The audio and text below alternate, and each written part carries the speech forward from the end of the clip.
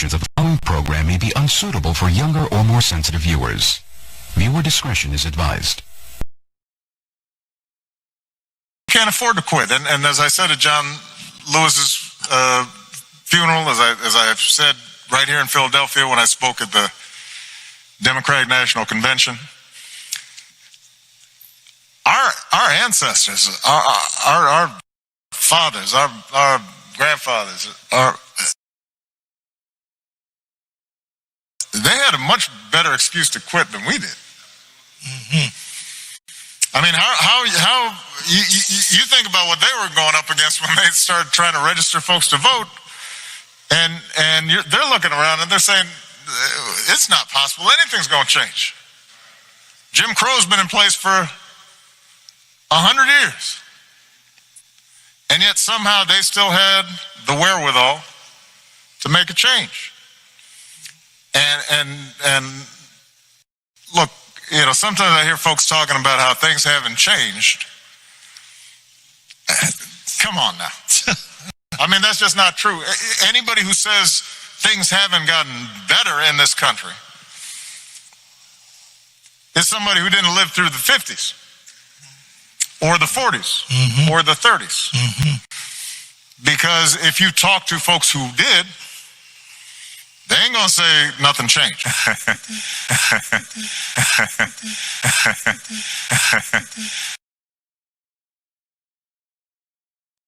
This is the moment. Ladies and gentlemen, please stand for the oath of office, followed by musical honors.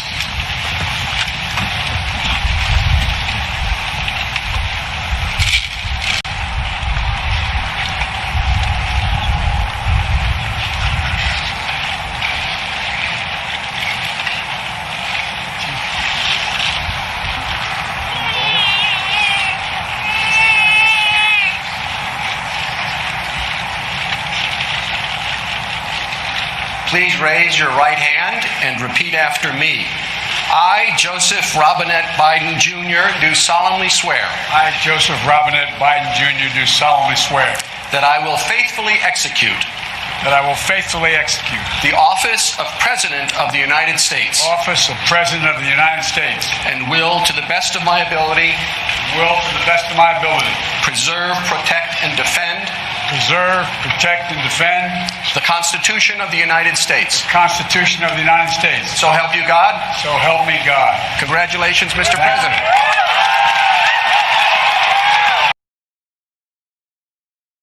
President Trump, if you see this, please save us. I don't even see our American flag anymore.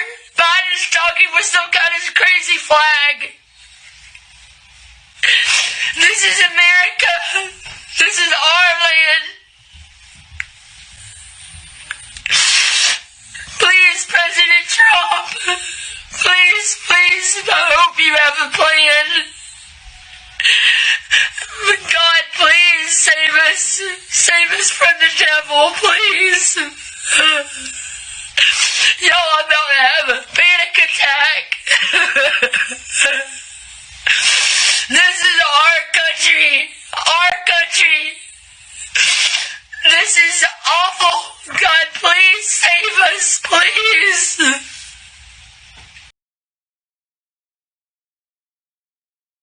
No. What are you?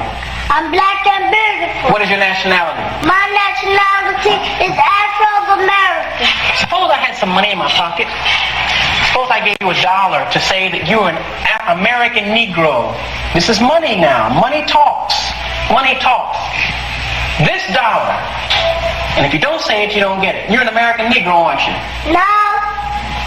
You won't have any money. You know you need money, don't you? Yeah. You need money to live, don't you? Yeah. All right. All you have to say, Leon, is that you're an American Negro.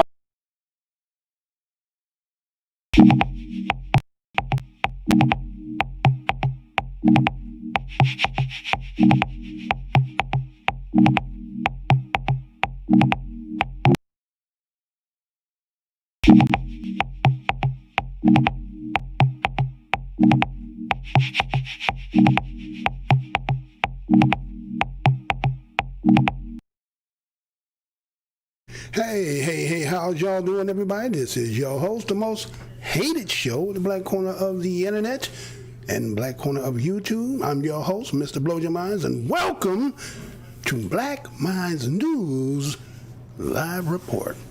First and foremost, I want to say what's good to the fan that should be in the house. What's up, little to you? See what's up to you as well, brother. What's up is good as well. And the others who should be happy to be in the house, welcome to another live Black Minds News Report. Now, we do have a second channel called Black Minds News TV. Go over there if you have not subscribed. Help me to get that one to the 1,000 so that way you can kind of help me to, YouTube been doing all kind of things and trying to make sure I don't get in the game. But in this case, we're going to do what we're going to do, but we don't know what's going to happen after tonight, though. We don't know, but we're going to do what we got to do. So anyway, passerbys, if you happen to pass by, go down the aisle, happen to see something to make you feel some kind of way. Remember, the motto of my show is the truth. Don't need no partner. Well, it's been about 4 days since the inauguration, right? New president we have now, Joseph R. Biden. And, the underground ain't feeling too good, are you? You done heard some things that's been out there that made you feel like, well, you thought one thing was going to happen one way, kind of didn't go the way you thought it was going, and so people were kind of, maneuvering, trying to find other ways, and they trying to explain what took place, and that it's not over. It's kind of like those who know about Chicago Cubs and wait till next year. Wait till next year. Wait till next year. Wait till next year. Well, Mr. Blow Your Minds might be coming today with something that might, for those who still like the Cubs, wait till next year. But the thing about the Cubs was they eventually got that World Series, didn't they? They did get that World Series, right? So, what we're going to do today is, go ahead, sir, put that up there for me so we can go ahead and see what that thumbnail showing for today, so we can go ahead and get in there. I know, okay, we're going to put that up there for the screen there. As you see, for today's date being January 24, 2021, swearing to continue the agenda. Let me say that again. Swearing to continue the agenda. What are you talking about, Mr. Blow Your Mind? Well, you know what this whole the inauguration and what that's about, right? They in there swearing somebody in so that they're going to uphold and keep going what's supposed to be going on, right? So you making a lot of noise back there. I think people picking that up. So what are you doing right there? Okay. So anyway, yeah, you missing stuff, right? You undisorganized. I'm gonna have to put a help wanted in the window. I need somebody to come on here. This you go off, man. It's all in the background and everything. Anyway, so we had the inauguration, right?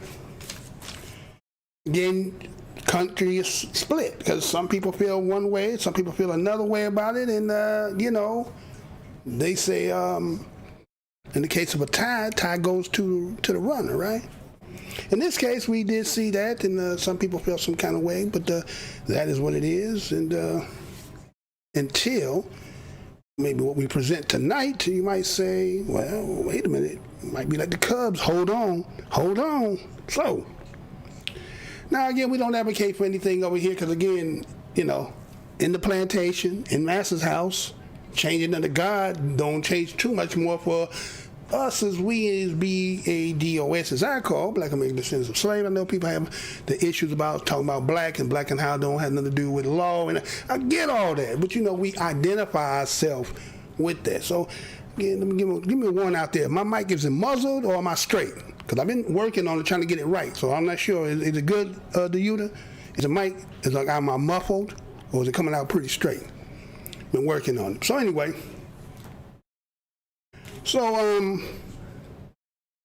Obama came on there, he said some things, right? He was talking about how that we shouldn't have been, we don't have the time to quit. This is not the time for us to quit. Now, wait a minute.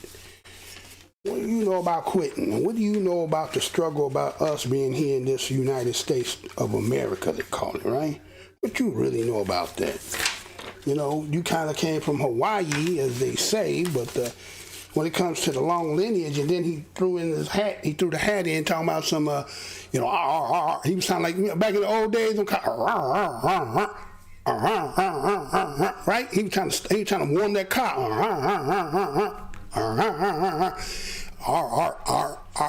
Our grandpa, who's grandpa? Our grandpa. Yeah, really? Our forefathers. Really? Maybe I missed something here. But he did. He put himself in there, right? So he's equating himself. He say, "Well, I'm, like you. This ain't the time to be quitting. You get in there and get this man in, and you know what I'm saying. We're gonna do what we gotta do. Okay, that's been done now, right?" But as you've seen in the intro there, you see a young white woman there feeling some kind of way, and I'm going to touch that as we get down a little later on, but you see she was very emotional. She is saying that there's some things going down that, from what she said, some of us might be confused, but we're going to touch that as I go down the line. But when you see him, and then those who pay attention and go to other social medias and listen to other people when they're talking, they always say, as this individual who we're talking about is, to them, it's kind of like the 666, right? Like the 666, right? They equate that to him. I don't know. Maybe that's what she was talking about. I don't know now. But the point is, for them, for some of them that like her, that's how they feel. So when he's saying that, well, that's their interpretation of things, right? So, he said what he was saying, again, as being a galvanizer, sitting there campaigning, a couple people in the audience, and he was saying that, all those things. But, look what, I know y'all seen this, man. I'm a week late, but, I had to gather up all the information. But did you just see this, right? We're talking about this Henrico, police seek information after resident receives racist letter in the mail. Let me say that again.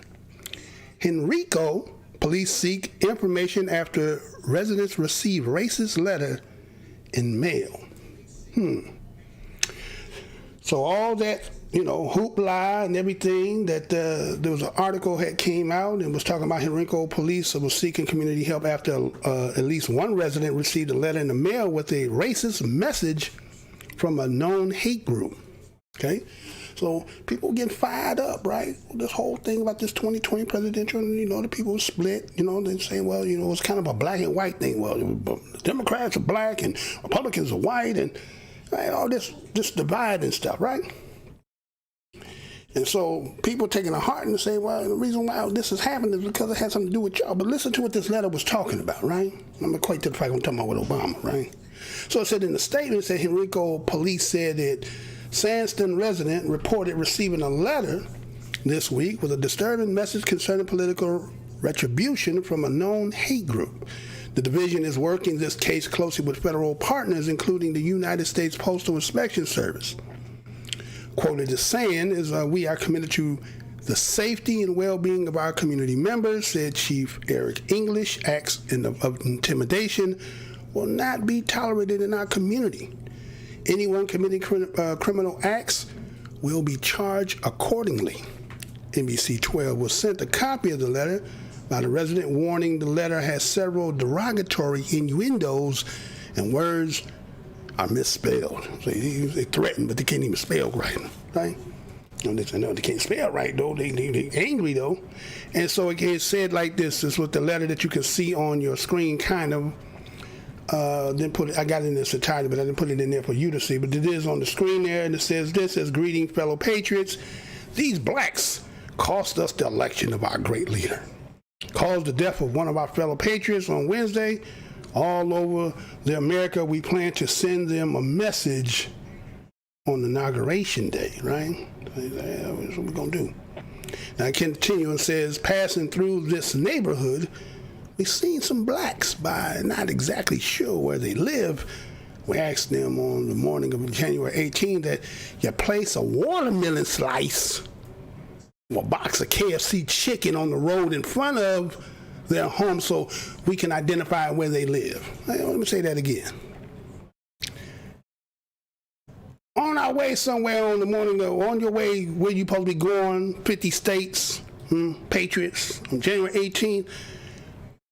Now, we ourselves have seen some blacks. And what we are suggesting that y'all do, place some watermelon slice and a box of KFC chicken in the road in front of the homes so we can identify where they live. We want to make sure we get the right houses. Thank you for your assistance in helping make America great again. Loyal white knights, right? Somebody decide, hey, man. You know, so again, black folks always in the damn you do, damn you don't. Again, now, they'll say, right? They'll say that the so-called 2020 presidential election was not as copacetic as it is being reported, right? Just like, think about it, they saying that one side is saying that there was some, you know, irregularities, I think is the word to use, irregularities that are being done, but yet I'm hearing people who look like ourselves going to court and got cases, but they said there's no irregularities and they swear down there was none of that. But some of our people got court cases on stuff like this, right? But anyway, so continue on there. They're talking about the return address on the envelope was not addressed to the National, or was addressed to the National Rifle Association of America in Fairfax. However, the postmark is out of Richmond. This is not an NRA mailing. The spokesperson from the NRA said, goes on, talks about, you know, if you see watermelon or chicken box to call a particular number, right? Now again, is this to be taken seriously? Now, today being the 24th, obviously we haven't heard any reports, but the point was on the 18th, people putting this out now again. You know how a lot of times you're watching a lot of social media, people pranking and throwing jokes and stuff. It kind of had that ring to it. But again, in the time that we in right now, everything got to be taken seriously because temperature running high, people, you know, are feeling some kind of ways, and we are kind of been like the scapegoat. Right? We was a scapegoat for this because it said, you know, especially when not we as black men, but put the black woman said, see, she is the one that did it for us, right? Okay.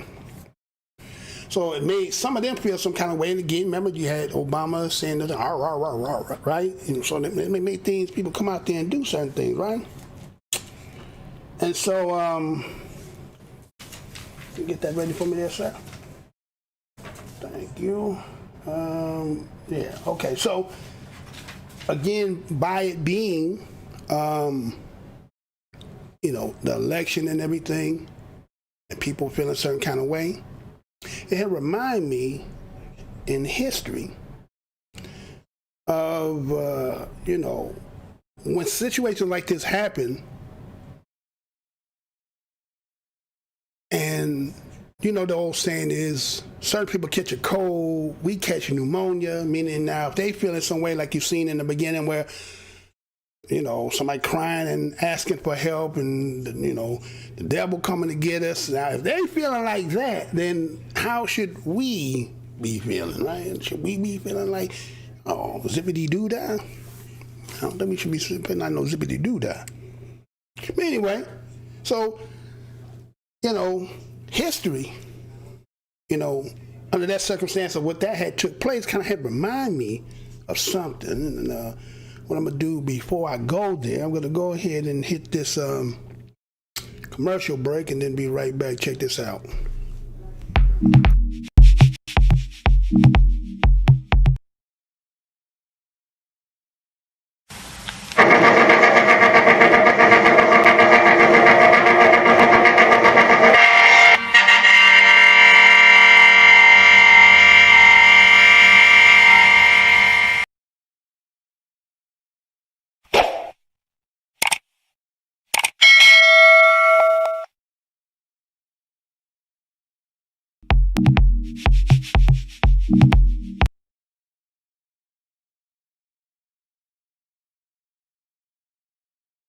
Right, let me go ahead and get back into this here, right? My man is a little slow over here today. Put that up there for me, sir, because you're behind.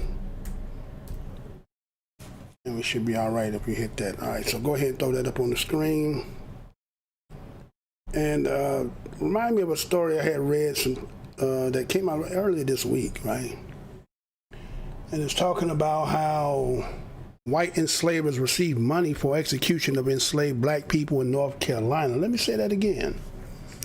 White enslavers received money for execution of enslaved black people in North Carolina, right? Like we having some technical difficulties over here. What's going on? Huh? What's going on with that? Let's see. You running a little bit behind, right? It's running behind too, right? Why is it doing that? Give me that. Let's see. 1 second, y'all. Yeah, this guy is, hasn't been on this, ain't on this game today. Now it's saying something entirely different, right? So the whole thing is not doing it. Okay.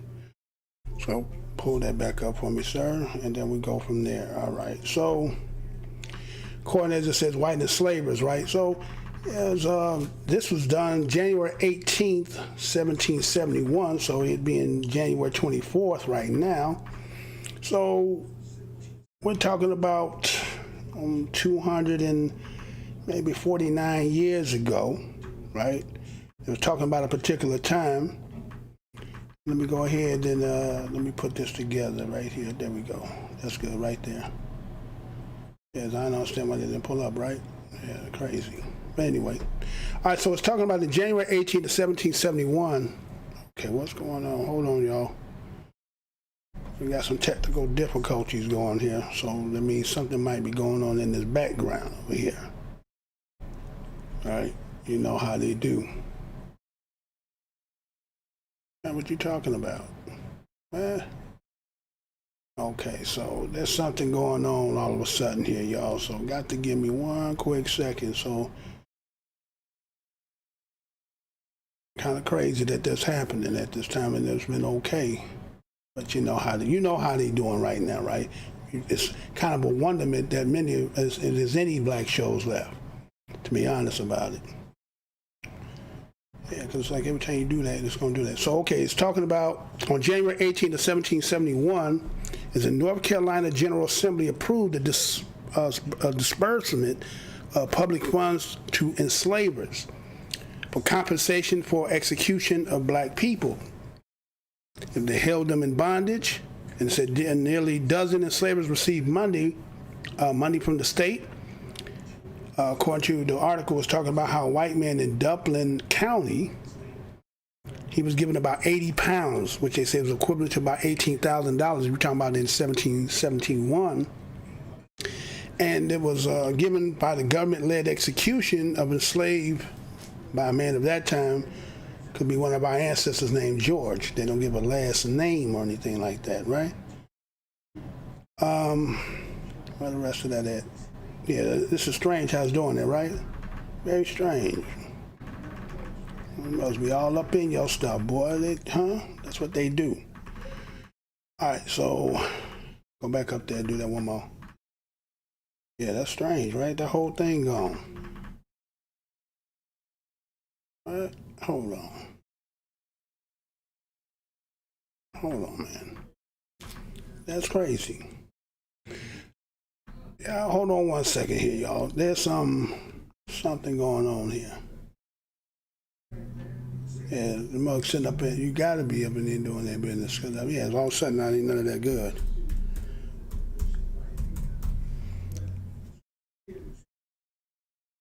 Yeah, that's strange. The whole thing. Yeah, all of that gone. Okay. Yeah, the whole thing gone. All right, so we got technical difficulties, but I'm not sure what's going on with this. There you go. Yeah, that was strange, right? Very strange. Okay, we back up now. Okay, so it's talking about in the 9 of the 13 colonies, said law had provided economic support, compensation to white people after the execution of black people they enslaved. Earliest compensation law established in 1705 in Virginia, a system that subsidized enslavers, permitted the continued trafficking of humans. Execution, the state could enact capital punishment without consequence. Complaint from the enslaver. Right? So enslaved persons were executed by the state. Enslaved persons died from injuries induced during what they say were corporal punishment. Received an uncapped sum of money. As said, about 80 pounds, which is, that's considerable a lot of money for that time of 1771. So they talk about between the years of 1734 and 1786, they said the North Carolina government authorized the execution of about 86 enslaved people.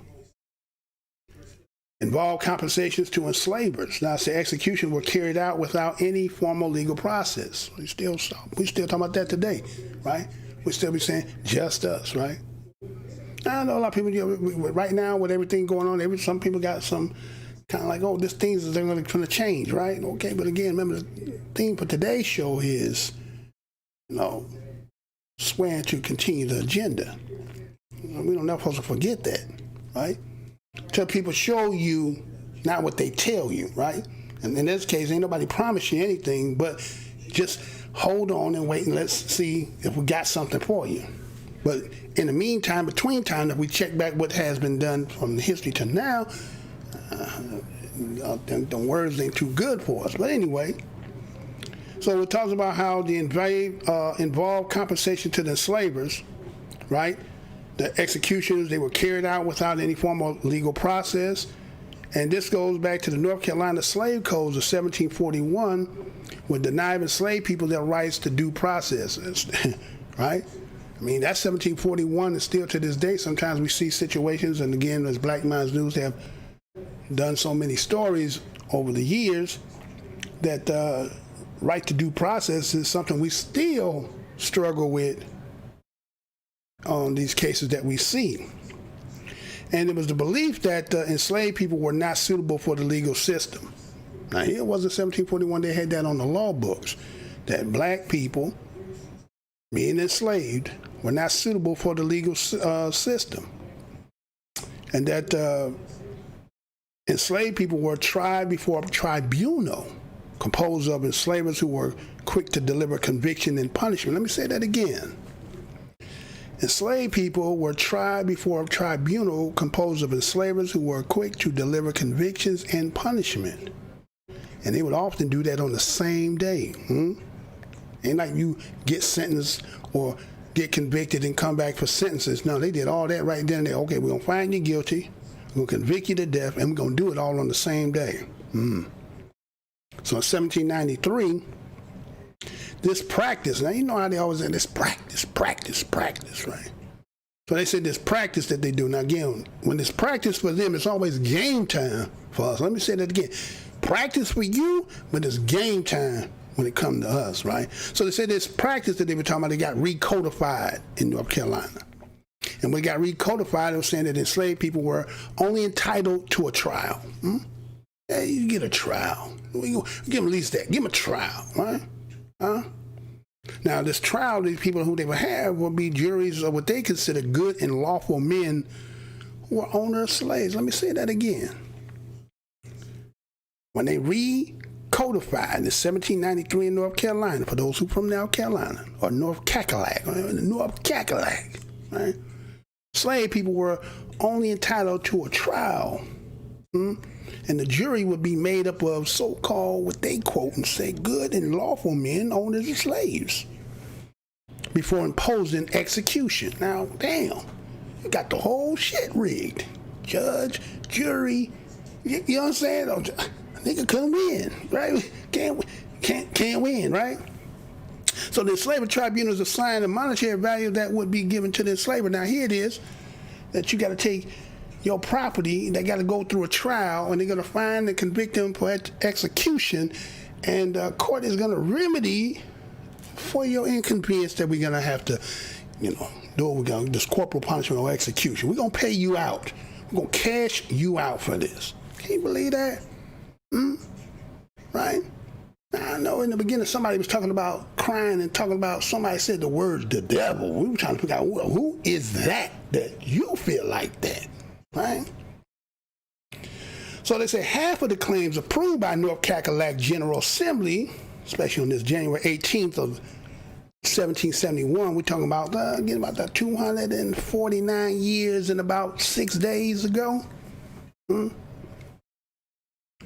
They said that in the wake of executions of people who would probably be more like our ancestors who had committed what they say felonies. You know, they ever throw that felonies on us, right? You know, this felony thing they talk about is always loosely defined. And so at this time, we're talking about in 1771, a felony, right, would be something of petty crime, right? Maybe something to set on fire. Could be a felony. Now felony fire, we can see that somebody burned somebody and some people died. I can see that. But they said witchcraft. Let me say that again. They said witchcraft. They was, putting you on for witchcraft. And you know the other one was for? Attempt to escape bondage. Let me say that again. Attempt to escape bondage. You could be executed. And Massa would get cashed out. So again, we talking about this January 18, North Carolina. They said they gave about $1,000 they recorded. This probably was one of the biggest ones. Some again, 249 years, 6 days ago. On this one particular day, they gave out $230,000 on that day in executions.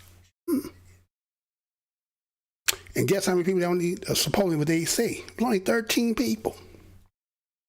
13 of supposedly of our ancestors on January 18, 1771 were executed and cashed out for $230,000.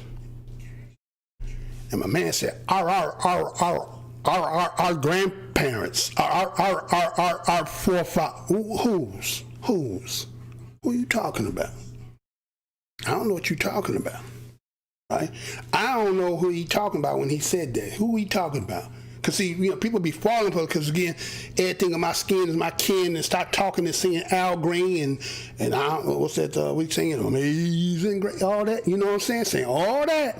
And then you campaigning for my man over here to my R. No. What you know about North Carolina, 1771? $230,000, 13 of our people got it. Probably the biggest in that day. Well, how about this? Since that's your man, putting him in there, right? You co-signing your man, right? Well, let's just say, since you know, he said that, right? Now, again, somebody, you don't like, no. It ain't about not liking somebody. It is what it is. So we just laying things out because, again, the theme for today is the agenda, right? There's an agenda going on here, right? I know people don't want to talk about that. Man, you still up on that stuff, man. It's 2021. When another time we're going to talk about it, right? So, since that being the case, let's go back in time. Let's go back in the time machine, right? Let's go back in the time machine when he had the opportunity, right? He had an opportunity. He kind of did it, but then he said, nah, I can't do that. Kind of like somebody who said, you want me to do something just for black people? No, right? You probably don't remember. But the reason why I'm going to bring this because I had actually seen this whole story that I know we didn't get it all when it took place. So let me give you a little bit of it right here, and we should be right back. Check this out and be right back. 2 weeks ago, Harvard professor Henry Louis Gates was in handcuffs and having his mugshot taken after Cambridge, Massachusetts police sergeant James Crowley arrested him in his house for disorderly conduct. The incident ignited a heated national debate about race. The professor is black, the officer is white. Tonight, both men are at the White House. They got together just moments ago, invited by President Obama to share a beer and what the president hopes will be a teachable moment for the nation. Jake Tapper is at the White House tonight, and Jake, fair to say, never have so many people focused on one round of drinks. Certainly, I think that's fair to say. Certainly at the White House, we saw President Obama sitting around the table with Professor Gates and Sergeant Crowley. They were joined by Vice President Biden.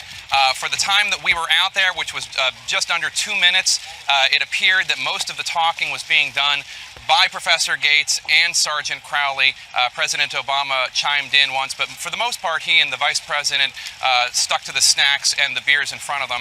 It did not look like a particularly friendly meeting. This is, of course, the very beginning of it, and we know that Gates and Crowley both view what happened 2 weeks ago very differently, and Gates feels that Crowley owes him an apology, whereas Crowley says that he came here with the understanding they were going to agree to disagree.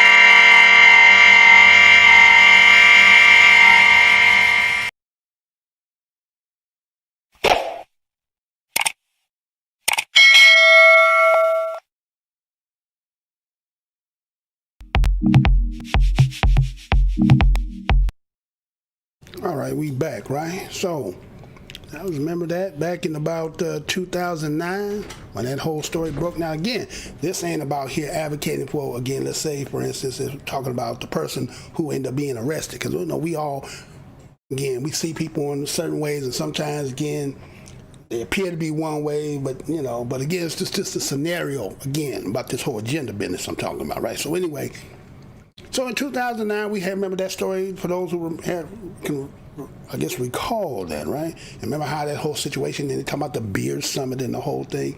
And then remember how they were just kind of telling us what took place, and everybody was kind of like, well, you know, how'd that go down? It just seemed like it went the way it's supposed to, or then, you know, police said what he said, and then, right? But then, you see what happened. They end up going to the White House, right? But then check this part out as well. Check this out. It looked, when we first went out there, that Professor Gates was perhaps telling Sergeant Crowley how he felt. I don't think anybody there expected that this was going to turn into the event it became.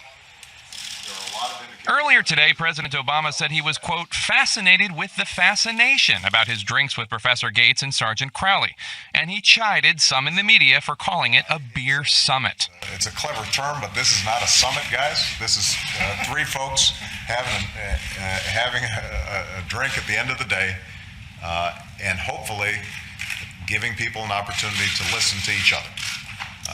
And that's really all it is. The president said instead of anger and hyperbole, he hoped tonight would bring self-reflection and the recognition that everyone has different points of view.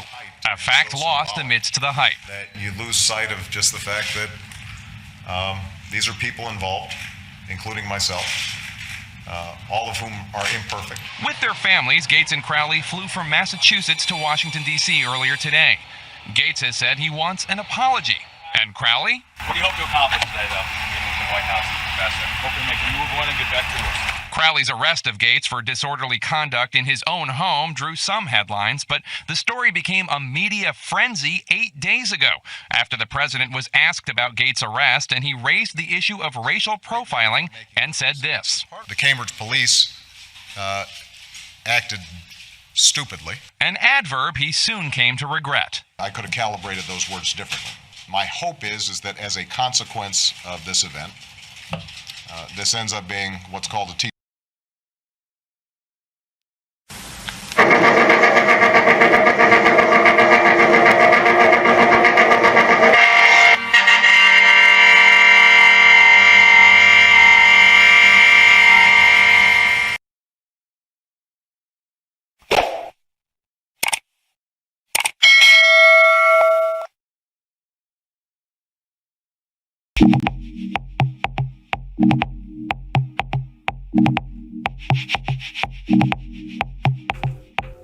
All right, so we back, right? So we see what happened.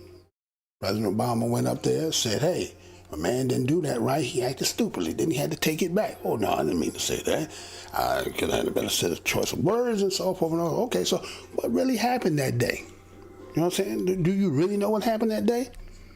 Well, again, like I had told some of y'all on the last show, I told y'all that they've been releasing things out there, and I actually seen this. Now, again, there's a point to reason why I'm doing this, right? So let me show you something here, right? So I seen, I think it was, is this it? Yeah, that's it. Go ahead and show that there, all right? All right? So they had showed the incident report that took that Cambridge police report about what had happened between them two that day, right? Now, again, it's more about the situation than about the individual in itself, right? So, you know, he ended up getting charged with disorderly conduct on that day, right? And then it talks about what happened. And what I'm going to do is I'm going to give you the background of what took place there, just in case you did not know.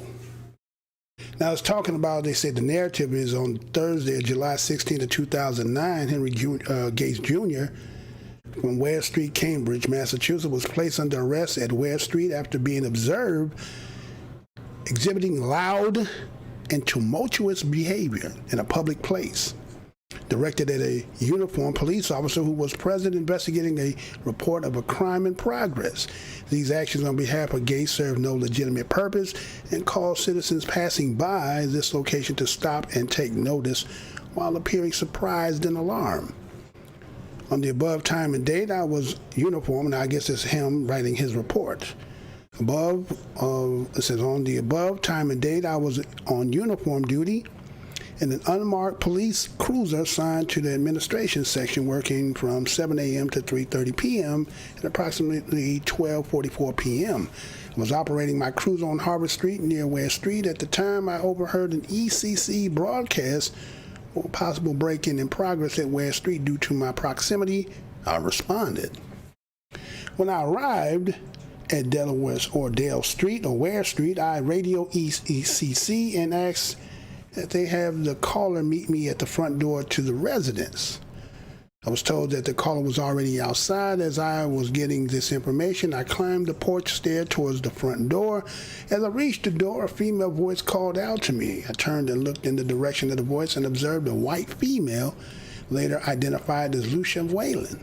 Whalen, who was standing on the sidewalk in front of the residence, held a wireless telephone in her hand, told me that it was she who called. She went on to tell me that she observed what appeared to be two black males with a backpack on the porch of Ware Street. She told me that her suspicions were aroused when she observed one of them men wedging his shoulder into the door as if he was trying to force entry. Since I was the only police officer on location and had my back to the door or the front door as I spoke with her, I asked that she wait for the other responding officers while I investigate further.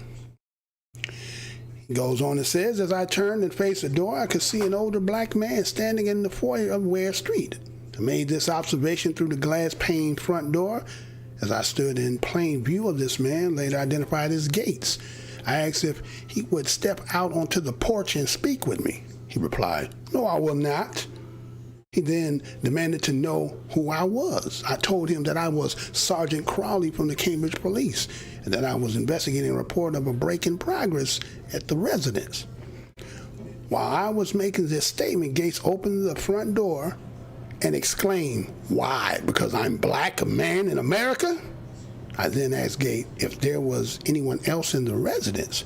While yelling, he told me that it was none of my business and accused me of being a racist police officer. I assured Gates that I was responding to a citizen call to the Cambridge Police and that the caller was outside as we spoke.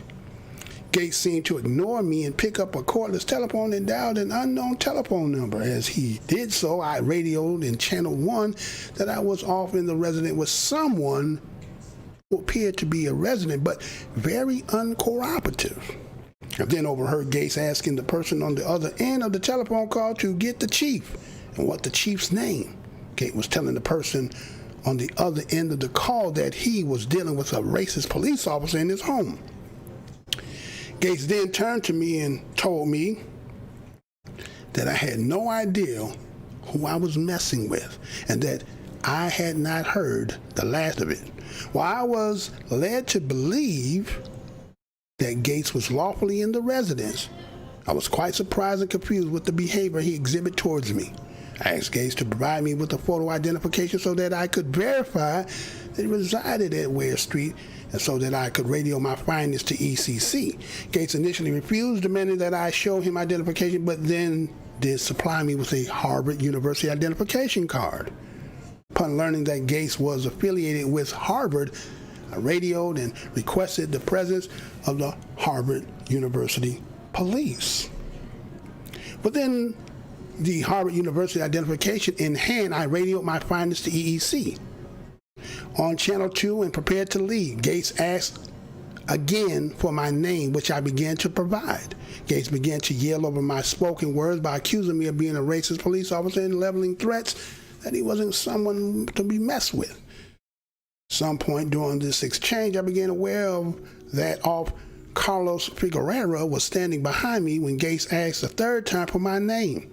I explained to him that I had provided it at the request 2 separate times. Gates continued to yell at me.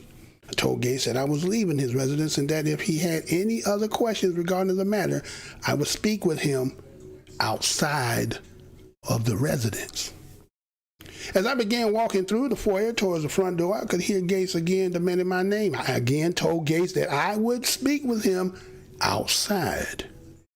My reason for wanting to leave the residence was that Gates was yelling very loud and the acoustics of the kitchen and the foyer were making it difficult for me to transmit pertinent information to ECC or other responding units. His replies was, "Yeah, I'll speak with your mama outside." When I left the residence, I noted that there were several Cambridge and Harvard University police officers assembled on the sidewalk in front of the residence. Additionally, the caller, Miss Whalen, and at least 7 unidentified passerbys were lurking in the direction of Gates, who had followed me outside of the residence. As I descended the stairs to the sidewalk, Gates continued to walk at me, accused me of racial bias, and continued to tell me that I had not heard the last of him. Due to the tumultuous manner Gates had exhibited in the residence, as well as his continued tumultuous behavior outside the residence, in the view of the public, I warned Gates that he was becoming disorderly. Gates ignored my warning and continued to yell, which drew the attention of both the police officers and citizens, who appeared surprised and alarmed by Gates' outburst. For a second time, I warned Gates to calm down while I withdrew my department-issued handcuffs from the carrying case. Gates again ignored my warning and continued to yell at me. It was at this time that I informed Gates that he was under arrest.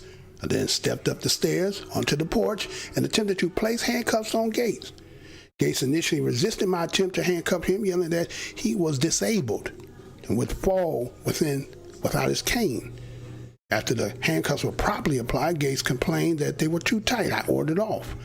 Ivy, who was among the responding officers, to handcuff Gates with his arm in front of him for his comfort, while I secure a cane for Gates from within the residence. I then asked Gates if he would like an officer to take possession of his house keys and secure the front door, which he left wide open.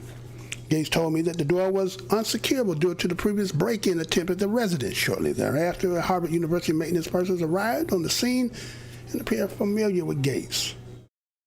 I asked Gates if he was comfortable with this Harvard University maintenance person securing his residence. He told me that he was.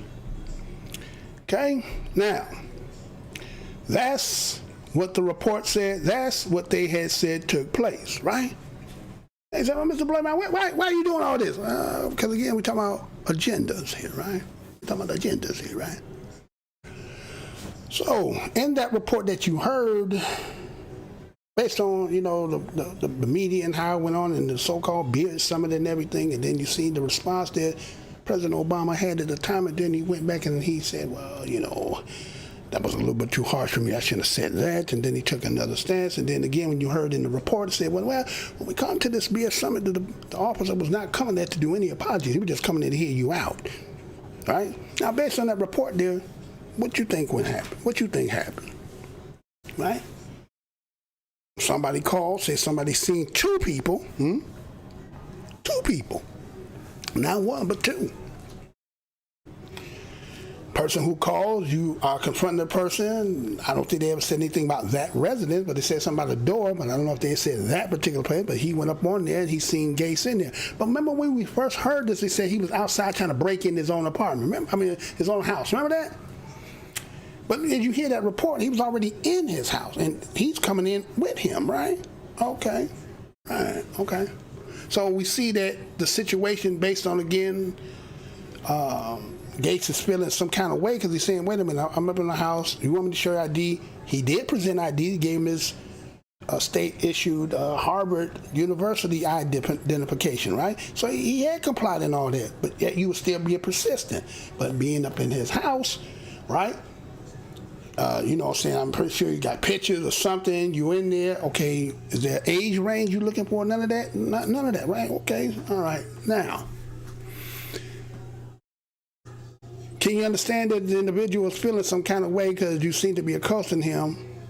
You don't really have an identity. You're just looking for somebody, but you ain't disclosing none of that, but being him. Now, the point out reason why I want to show you this is because in that report, it stated that even he recognized that he was what? Disabled, right? Right? He was disabled. Now, a black man, a professor, and maybe the fact that he was talking about who he was and that, you know, you were trying to protect yourself, right? But you would think that, okay, he admitted that he was an older gentleman, needed a cane and so forth. So he's not really a threat. So you think, right? So you think. So let me show you something here, man. Let me show y'all something for, you know, some of y'all are brand new out here. You know, you brand new to the game. Let me show you something here. Let me see if we see if we can pull that one up. See if we can pull that up. And let's see. Cause it was, let's see. Try that again now. See. Okay. So I want y'all to see this here. And remember the status he was, right? Now, at this time, I think he's about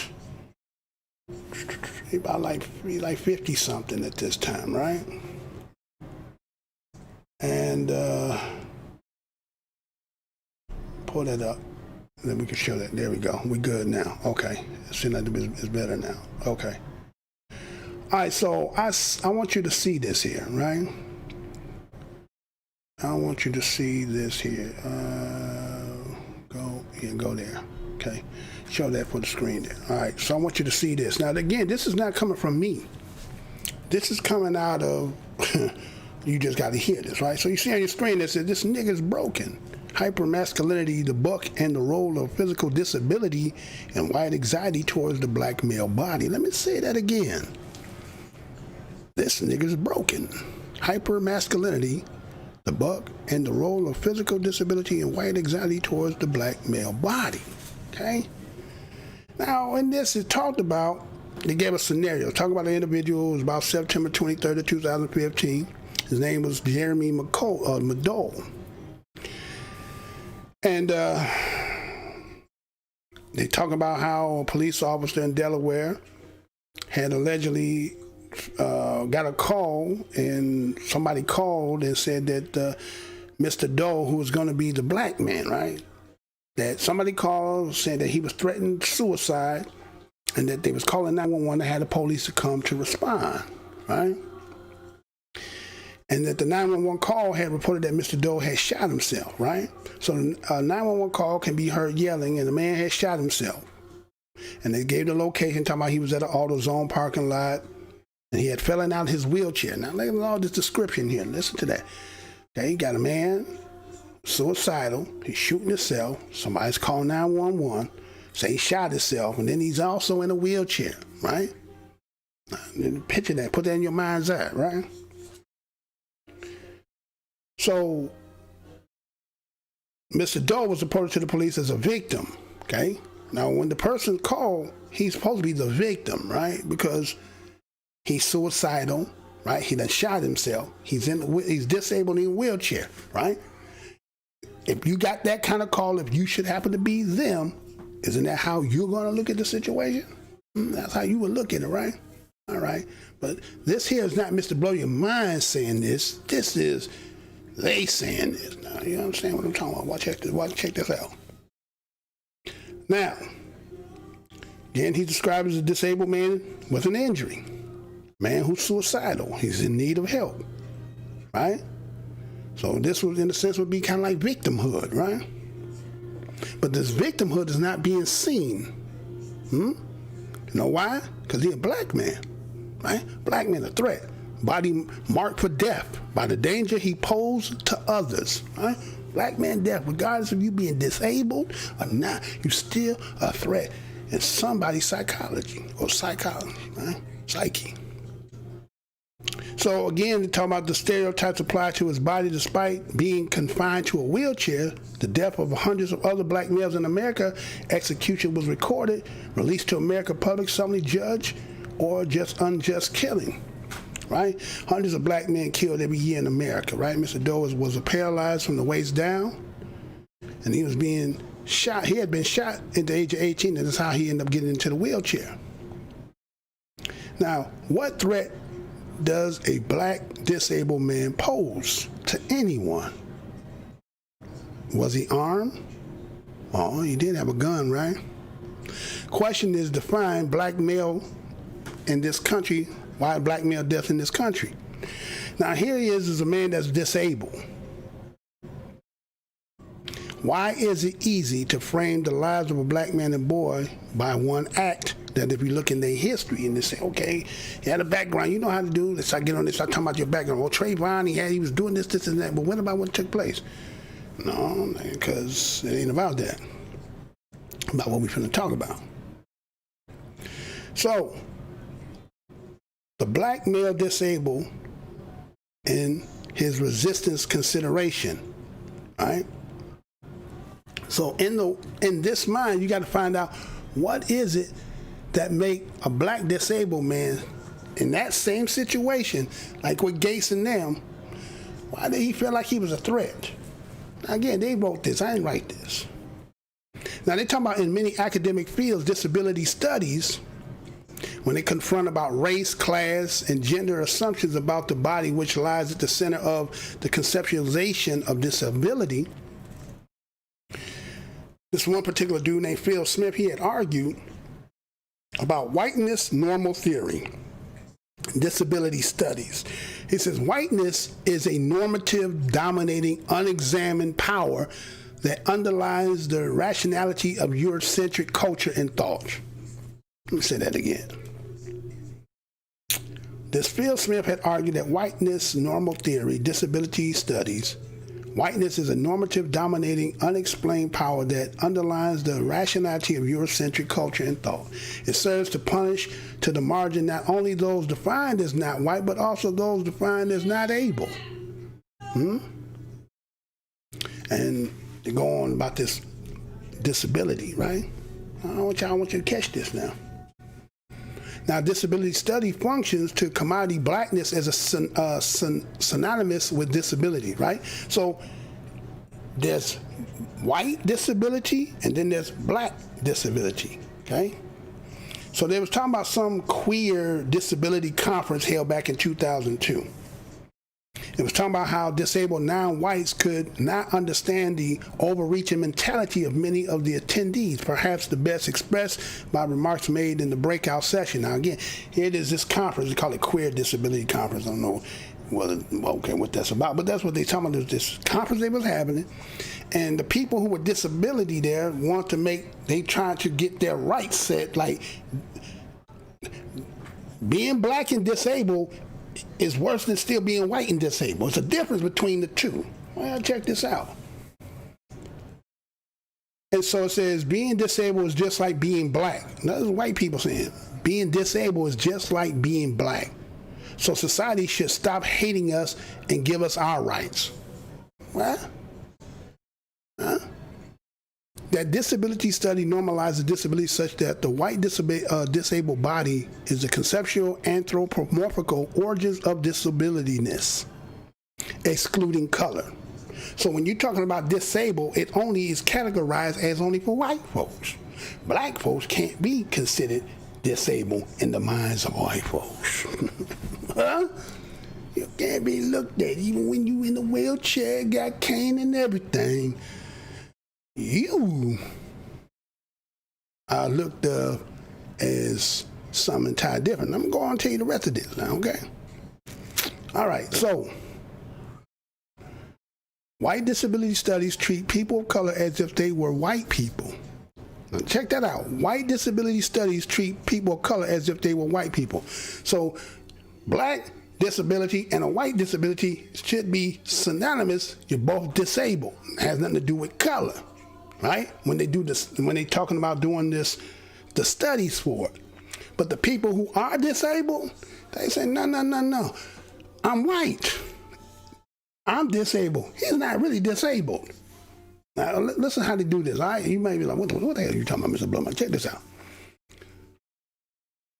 It says, no critical is being involved with people of color that necessitates these individual understandings and negotiating disabilities in different ways from their white counterparts. The white body being the ideal type, the basis of distortion, disfigurements, or disfiguration, which defines the disabled other. The racial designation of whiteness exceeds the border of what is often meant by identity. Who identifies or can be identified as a white person? Over here we're talking about those people who be honorary whites, right? You can be something else in other category and get yourself put into the white box, right?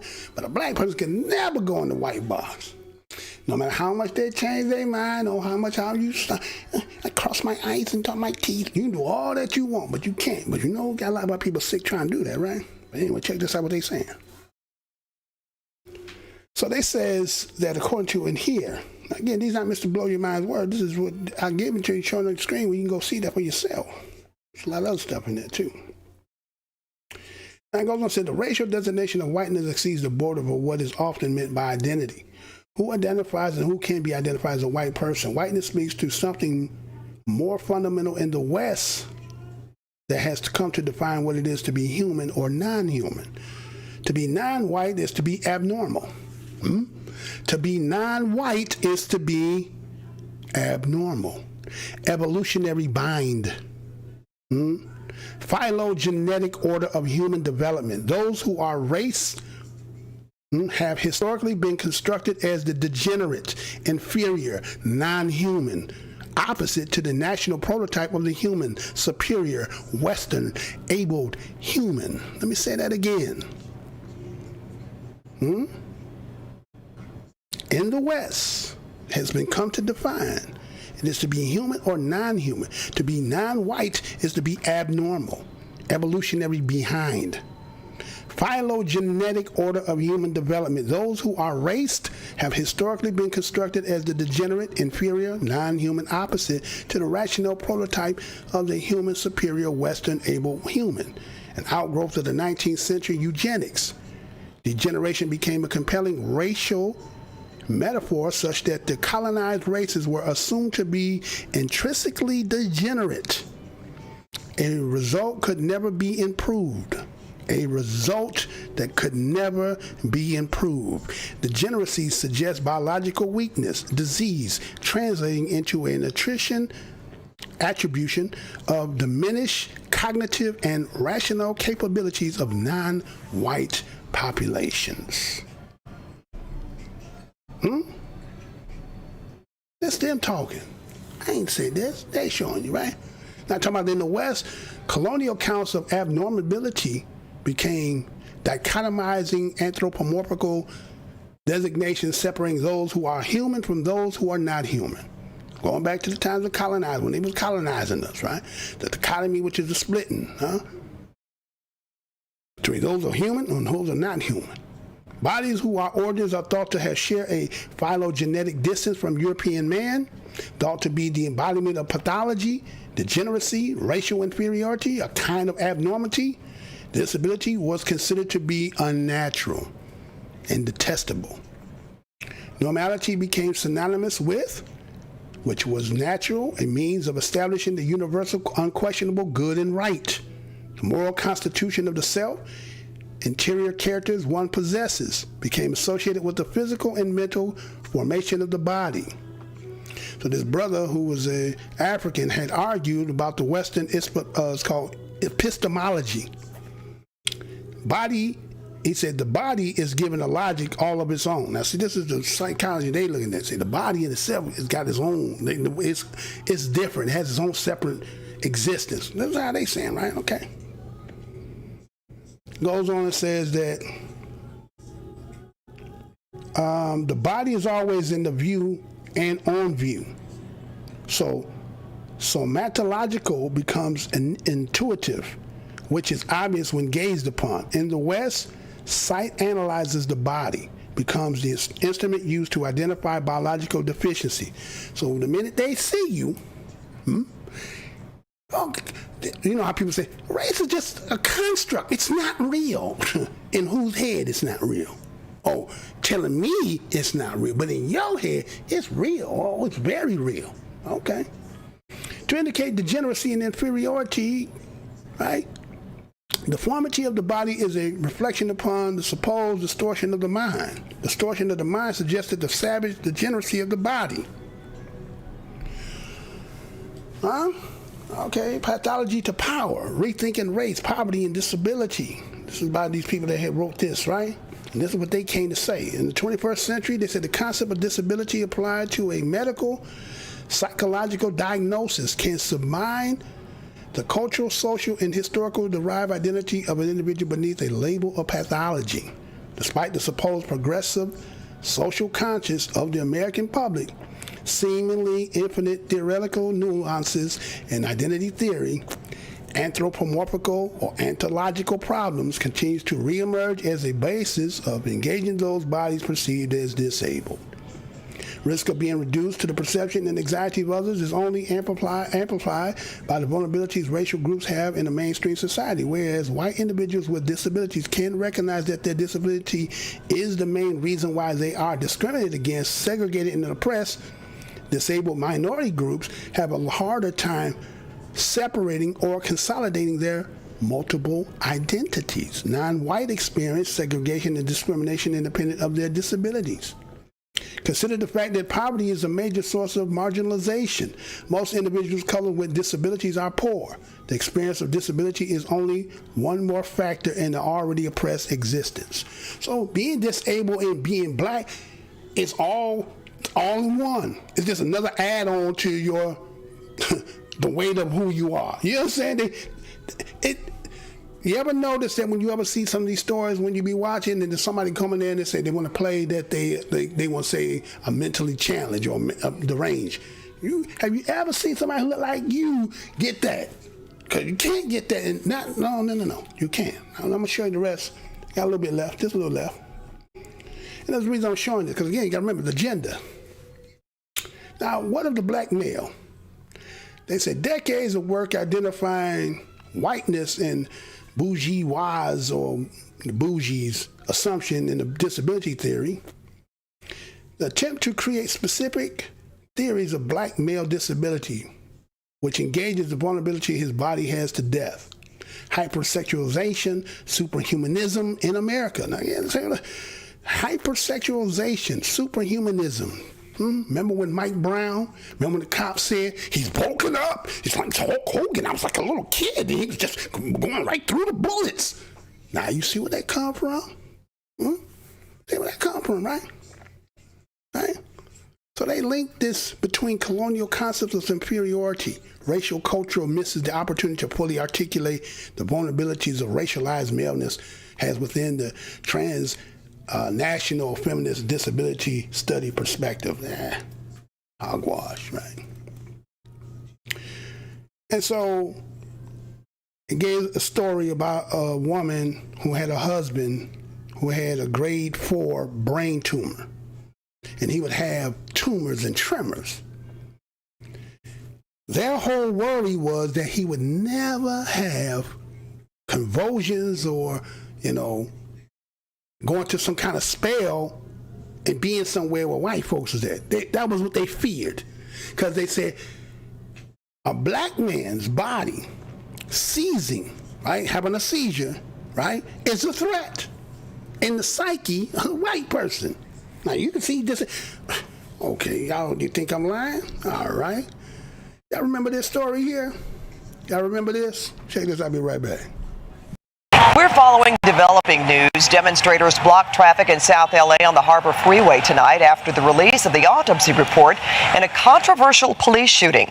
The coroner's report in the Ezell Ford case corroborates what the police officers say happened. Ford was a mentally challenged African-American male killed by 2 LAPD officers in August. CBS 2's Rachel Kim is live in downtown LA with what was in that report. Rachel. Well, Pat, in response to that autopsy report, I spoke with Ezell Ford's mother over the phone tonight. Tritobia Ford says she's waited a long 4.5 months and is still trying to process all of this right now. But she says she is angry and hurt over the report, which Chief Charlie Beck says is a piece of a much larger, detailed investigation. An autopsy shows manner and cause of death. But an autopsy does not prescribe motivation, nor does it indicate propriety. In this case, was it a legal shooting or not? LAPD Chief Charlie Beck's remarks soon after the autopsy report for Ezell Ford was released today. The report shows Ford was shot 3 times by LAPD officers. One fatal shot entered Ford's right side. Evidence suggests this round was not fired at close range. A second fatal shot entered the right side of Ford's back.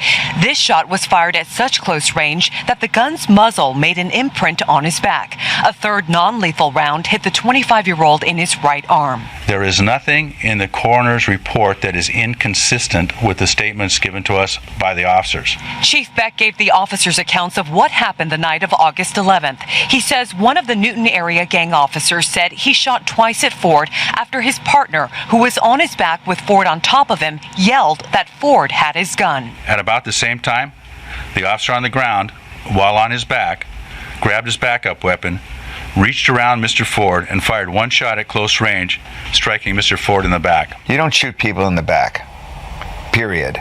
Under these circumstances, this is not a fleeing felon with a gun shooting over his shoulder as he ran. This is not that. This is not someone driving a car trying to hit officers. This is not that. There was an unprovoked assault on Mr. Ford. Reaction from the Ford family's attorney tonight. As a source tells us, the family conducted its own private autopsy days after the coroner released the body. We're told those results, which the family has, are, quote, quite different. And Chief Beck says it is still too early in the investigation to determine whether this shooting was justified. He says once this investigation is complete, it will be up to the district attorney's office to decide whether to pursue criminal charges against the 2 officers. Chief Beck says those 2 officers are back at work, assigned to non-field duties. Reporting live tonight in downtown LA, Rachel.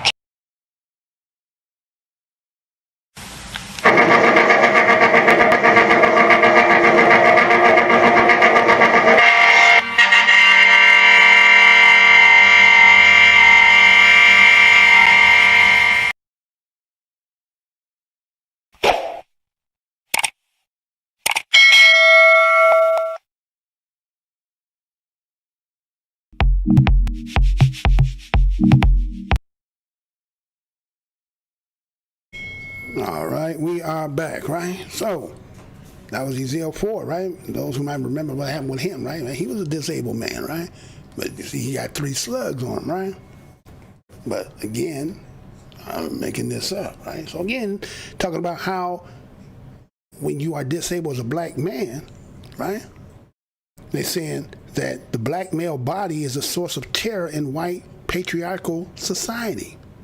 Transformed during a grand male seizure, when your eyes roll back, harsh grunting noises, mouth drooling, body foam, occasional loss of control of bodily functions is associated with a protrude smell, becomes a terrible spectacle as a result of the now lethal triple combination of race, gender, and disability. Do I need to say that again? Black male body is a source of terror with white patriarchal society. Transformed during a grand male seizure, when you're in that situation, like you're saying, remember the family, man didn't want to go out with his wife, or the wife didn't want to take him because that could happen. Remember we were talking about, Professor Gates and how that whole situation probably should have been de-escalated, but something clicked in the officer's mind? Well, they're telling you. So when you get the seizures and the eyes rolling back, making them grunting sounds and drooling from the body and foam from the mouth and losing your body control movements and bodily functions, and certain smells is coming out, and now they call this as a terrifying spectacle as a result of a lethal triple combination of gender, race, and disability. To be perceived as dangerous, black men in the wrong place at the wrong time could result in death. Public fear that even a disabled black man is a black and a male enough to pose a threat. Okay, right? right? So, the agenda here, right? Is there agenda here? Or is it just all about, business as usual? Yeah, you said it's business as usual. Right? Remember, he went out there and he advocated. Now, those who might have been late for class and you didn't see in the beginning who we talked about, but that was about when he did what he did and made people feel a certain kind of way, right? I mean, Obama went out there and he said the things and talked about that, our ancestors. No, you don't know nothing about none of this. This don't apply to you. Right? Those who on the underground looking at certain things, there's some things out there, but I ain't gonna get into all that because they ain't none of my business, but there's some things out there, right? So we gotta get back to this part here, right? Because what is this agenda? Remember the swearing in, right? Remember what's the thumbnail, swear on the continued agenda? There's an agenda going on. Again, depending on how you've been observing this and how, whether you want to take your win, if you think you're on the winning side and those on the loser side and so forth, there's something going on here, right? So let me show you something out. Did y'all see this story here? Check this out. Be right back. And there was swift backlash last night over a plan to move some National Guard troops out of the Capitol. Lawmakers and others on social media expressed outrage after these images of the troops resting on the ground went viral. The Capitol Police had told many of them to move to a nearby parking garage. Well, that order was quickly rolled back, as senior investigative correspondent Catherine Herridge reports. This was the moment National Guard troops left a parking garage heading back inside the Capitol, where only hours earlier they were asked to leave. The Capitol's hallways had served as a warm place of rest for the troops patrolling outside, protecting the building in the wake of the deadly riots 2 weeks ago. The Guard told CBS News the troops were asked to leave by Capitol Hill Police on Thursday afternoon, citing an increase in foot traffic with Congress in session. About 3,500 soldiers were moved from their rest area in the Capitol's hallways and relocated to the parking garage, which according to the Guard had heat and bathrooms, but some soldiers described a facility with limited restrooms, internet service, and power outlets. Lawmakers expressed outrage on social media, showing troops resting on the cement floors and columns. This is unconscionable and unsafe, tweeted Republican Senator Tim Scott, while Democratic Senator and retired Guard member Tammy Duckworth tweeted, "They can use my office." Just before midnight, service members were permitted back inside the Capitol to a designated area for their shift breaks. In the days leading up to Wednesday's inauguration, more than 25,000 National Guard members formed a protective ring around the city after rioters invaded the Capitol on January 6th. On Thursday, a sweep of those who attacked the building continued, with at least 9 new arrests, including Christopher Grider, who, according to documents, claimed, "The president asked people to come, it's kind of why I came," and Dominic Madden, seen here wearing a QAnon hoodie. Both were charged with violent entry into the Capitol. In a statement to CBS News, the Capitol Hill Police said they immensely appreciate the integral support of the U.S. National Guard. In its own statement, the Guard said the move to the garage was temporary and troops are heading to hotels or other accommodations at the end.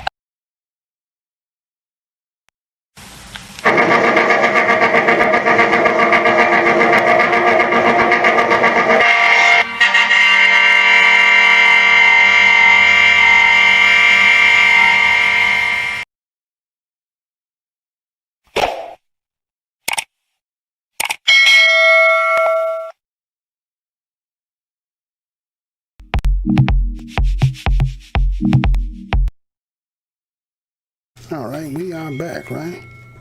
So, that was that story that was talking about how those soldiers had got kicked up out of around the White House, right? There was a big backlash and outrage. How you seen them was sleeping on the ground and was asked to leave, right? The Capitol Hill Police had told them to leave. It said about 3,500 soldiers, right? And that some of the issues was the fact that they didn't have nowhere to use washroom, no Wi-Fi, right? But then the point is they came there to do a job, and somebody don't want them to be there, right? Say, hey, man, y'all need to go up under that parking lot over there and, cop a squat over there, and you'll be all right. Right? So you seen some of the people come out talking about, hey, man, that's not right, and such and such. So, yeah, they said, what's going on? What was that all about, right? right? What was that all about, right? Some people don't know what that was all about. I kind of, you know, did you watch the inauguration? Did you watch it? I caught it late that day, but what I did catch though, right? But let me show you something, maybe where this is coming from. Maybe this is where this is coming from. Maybe I want to see this. Check this out, right? So I don't know. Maybe that has something to do with it, right? I don't know. I got a little slideshow right there for you. I got a little bit in there. You see the beast right there, 46, right? Kind of a little strange for those who have seen enough of these inaugurations, right? Right? But he was driving by. Do you see how them soldiers out there they was doing? Did y'all peep that? Did y'all catch that?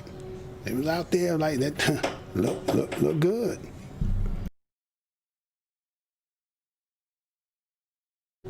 Yeah. So what was that about, right?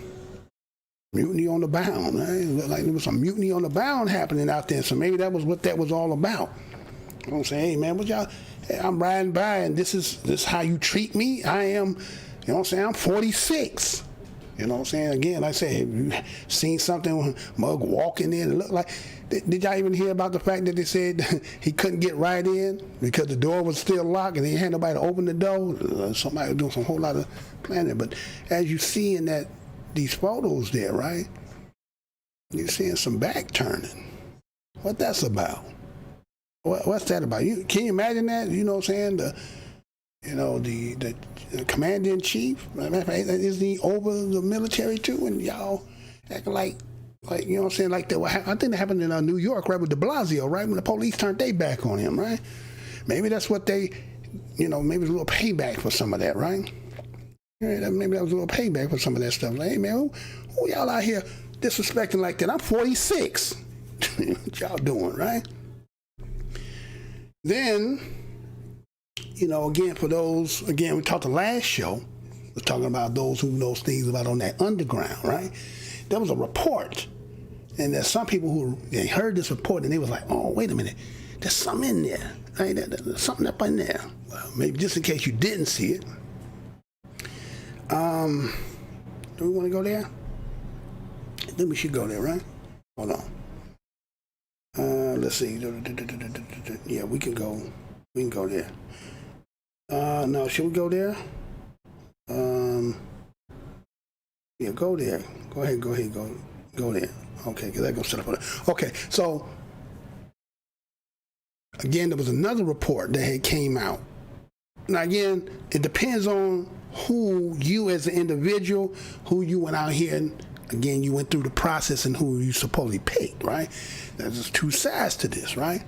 And then there's the stuff that's going underground, and some of the stuff we can't even really say, you know what I'm saying? I'm just kind of presenting, I'm not really, but I'm going to package it at the end. You won't catch it all, but you got to catch this out. But see, you may not caught this, and a lot of people think it's all, you know, just some people talking. But check out what this William Walker has said. Check this out. I'll be right back. William Walker, the Commanding General of the District of Columbia National Guard. Major, thank you for joining us this morning. Can you start out by saying what the current threat level is? Do you have what you need in place to counter it? Good morning, sir. I do believe we have everything. If I can first say happy holiday for Dr. Martin Luther King, and please allow me to say how proud I am of the almost 25,000 National Guardsmen who have come in from all 50 states and territories to help support the Secret Service and the police departments with a peaceful transition of military power. Good morning, sir. Good morning. Thank you for that, sir. So the question was, do I have enough? Yes. Yes, sir. I believe we do. And tell us what the role of the National Guard is going to be. You just said they're going to be there to assist law enforcement. Are they trained for policing activities? What can they do? What can't they do? What are they trained for? So we're trained principally for civil disturbance. We practice it yearly. We rehearse it when we get here.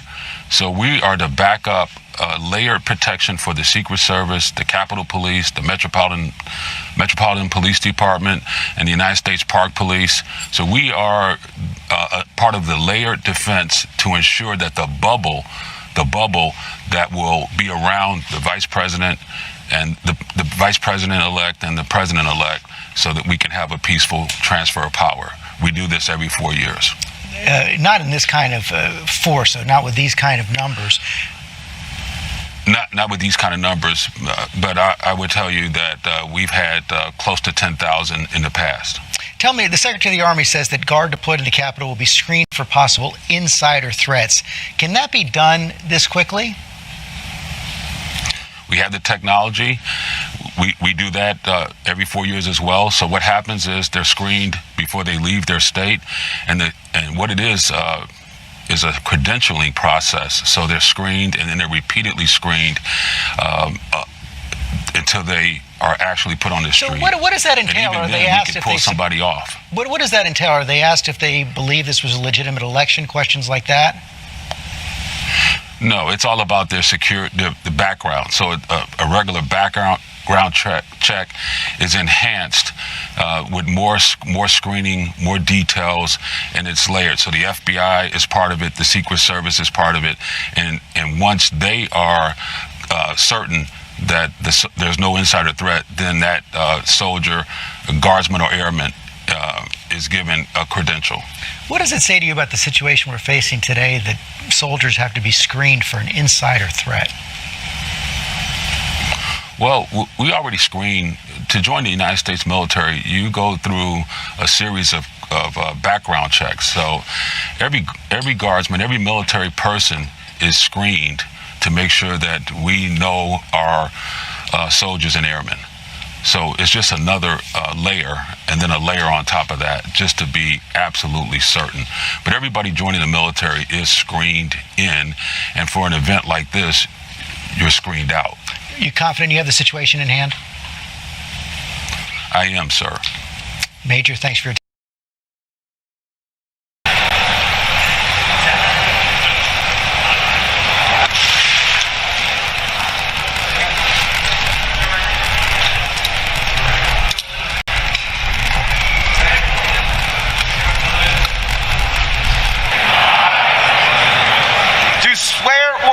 That I will support and defend the Constitution of the United States against all enemies, foreign and domestic.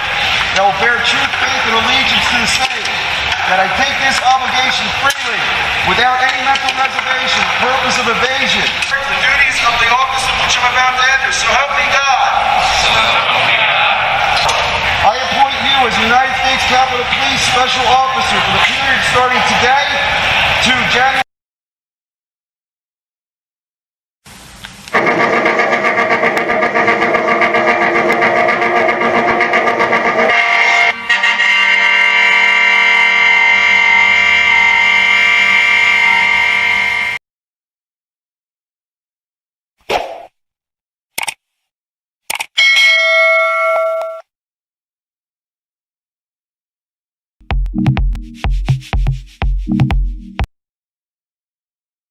All right, we back, right? So that was William Walker there. He was talking about how there's a level of threat, 25,000, 50 state, I guess you say you can have the National Guards come from 50 states, right? Now this is all after the 20th, right? It's the 24th, that all is done, right? Right?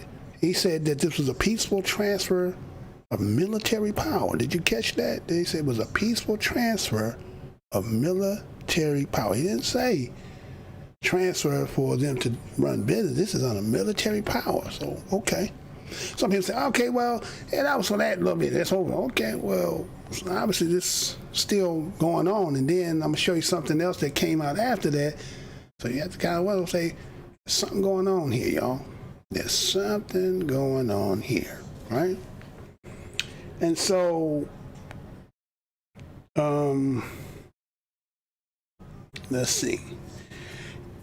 You got this, so you got him, you got military. People feel like they got who they want out. But military still lingering around. They ain't left yet. Why they ain't left yet? Maybe you didn't hear about that. But everybody kind of seen this here. So I'm tired of seeing, because my thing is, you know, there's somehow them feeling. A lot of them feeling like this. And like in the beginning, I showed you about the Henrico and how somebody was talking about put some watermelon slicing KFC. It was supposed to be a threat then. That didn't happen, right? So a lot of this stuff didn't die down. And then this had came out, right? Then this part came out. So check this out. I'll be right back. President Trump, if you see this, please save us. I don't even see our American flag anymore. Biden's talking with some kind of crazy flag. This is America. This is our land. Please, President Trump. Please, I hope you have a plan. But God, please save us. Save us from the devil, please. Y'all, I'm about to have a panic attack.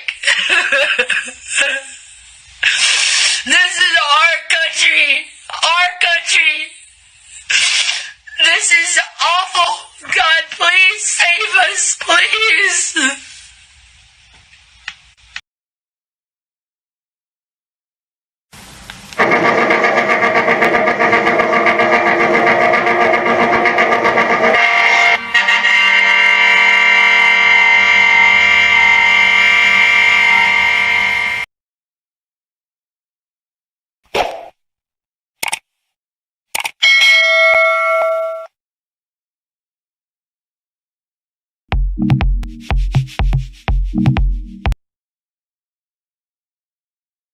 Now, what could make a white woman go like that? What is she talking about? That she's seeing something that saying, hey, we need to be saved. The devil. Now, wait a minute. Now, black folks. Now, wait a minute. Black folks got a devil too, right? We got a devil too, right? But you know how they say, white folks catch a cold, black folks catch a pneumonia. So yeah, white folks out here talking about something. Well, save us from the devil. Then who's she talking about, right? Because I remember, I think it was, I'll go there a little later. But you know, a lot of people seen that, they kind of chuckling and laughing about that and so forth. And, you know, depending on how you see it from that perspective. But again, like I said, you got military, they here, there was part of the procession. Again, if you watched that inauguration, there was some unusual things that happened. You see a president walk in and had to walk up the walkway and, you know, go in there, he couldn't get in, and all kind of stuff was happening, right? I know this ain't supposed to be, this is politically correct talk here, because, you know, right now everything is being censored, so I ain't going really too in-depth, because, you know, you can't really touch all that the way you want to, because, you know, they want to shut down shop. But, yeah, I say, wait a minute, man. She out here on camera crying and boo-hooing and devil coming. Now, from my understanding, I remember I heard Muhammad Ali say some stuff one time. I remember he said something. Maybe y'all remember that.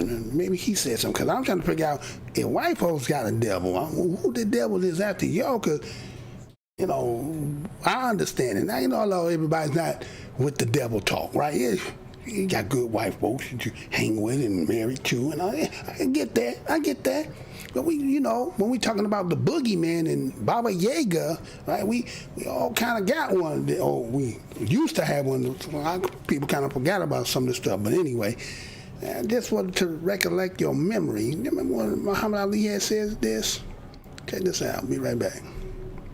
Perhaps you can explain it to me. He said that white men are devils. Yes. What does he mean by that? He means just what he said. The deeds and the works of the man. He says the American devils. The lynching, the killing, cutting the black people's private out, sticking it in the mouth is what they did to us. I got a book called 100 Years of Lynching written by white men. Taking black women who was 4 months pregnant, they took us for years and hung us up with the feet and stuck a dagger in the stomach and ripped it and pulled the unborn baby out just to put fear in other slaves. They tied up black people to horses, and 2 horses, and pulled his arms out and pulled his legs out. Lemonade trains with white children and white people of America used to come and watch them tie up 10 or 15 black men and pour gasoline on them and burn them, watch them burn alive. They took us and hung us up with trees and shot us with bullets. They took and cut a hand off and they gave it to the little boy and they took the leg off. And this is worse than the devil. All right, but see, the devil, the preacher in the church taught us that the devil was up under the ground. Right.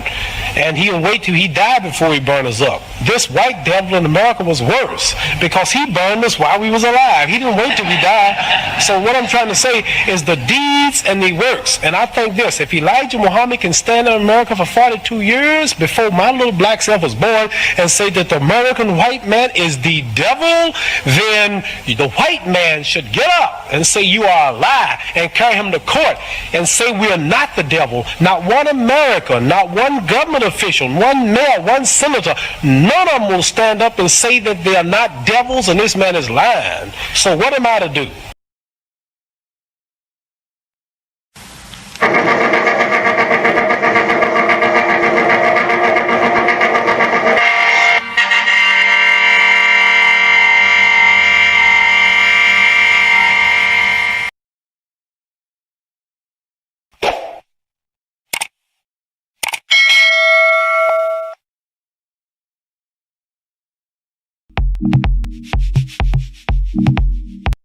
So that's what Muhammad Ali had said, right? So what devil was he talking about versus the devil that she talking about? Now, what's the difference between these two devils, right? That devil she talking about got her on camera boo-hooing, crying, and talking about Trump, please save us from that. Wait a minute. Now, the more that's in there, don't he? Ain't he like y'all? Ain't he family? Ain't he in the bloodline lineage? Ain't he, right? But y'all talking about he the devil, right? Or somebody the damn devil. Who the hell is the devil? Because I'm confused. Ain't you confused? And which one? Who's the devil? I don't know who the devil is, right? But that's what Ali was saying, right? A lot of people were agreeing with that. And again, it made us fine of it, like the fact that he's saying this devil don't even let you get in the ground to get burned. He gonna burn you before you get in the ground, right? So that was the devil that we as black people had been dealing with. So what is this one here talking about, right? Well, the thing is, I'm gonna put it like this. Again, depending on what side you is when it comes to looking at what took place leading to January 20th, right?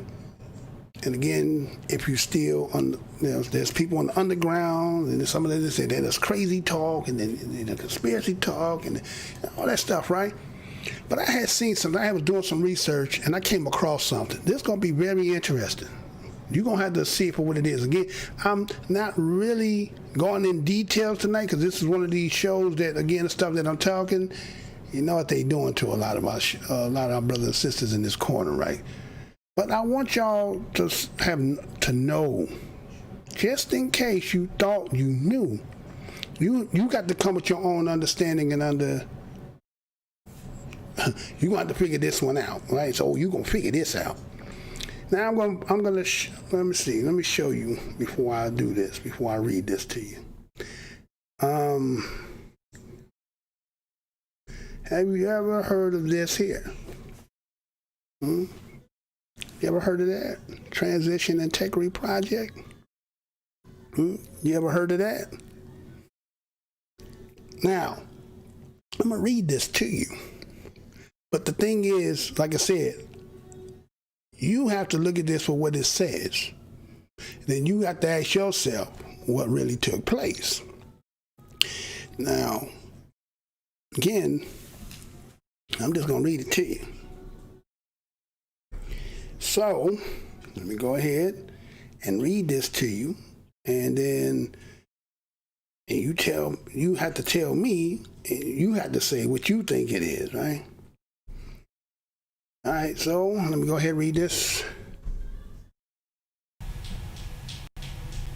Transition Integrity Project. Let me say that again.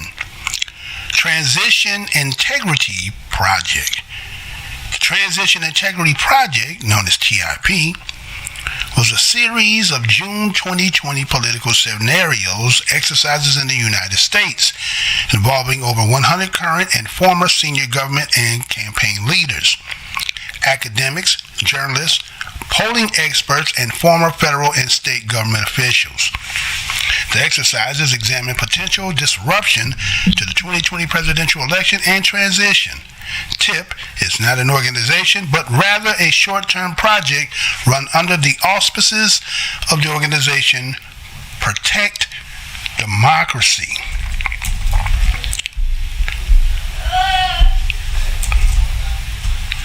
Background. The Transition Integrity Project was initially organized in late 2019 by Rosa Brooks, a law professor at Georgetown and former Pentagon senior official, and Niles Gilman, the former vice chancellor of the University of California, Berkeley, and historian at the Berggruen Institute. Other participants in the Transition Integrity Project's exercises included Michael Steele, John Podesta, Jennifer Granholm, Trey Grayson, Donna Brazil, William Crystal, Edward Luce, Max Boot, David Frum.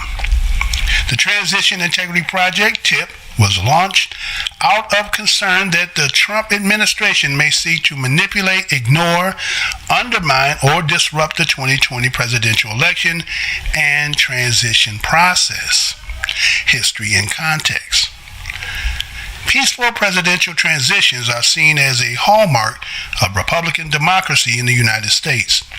Even when there have been rancorous differences between the political parties and their presidential nominee, the defeated party nominee has always conceded the presidency to the electoral winner.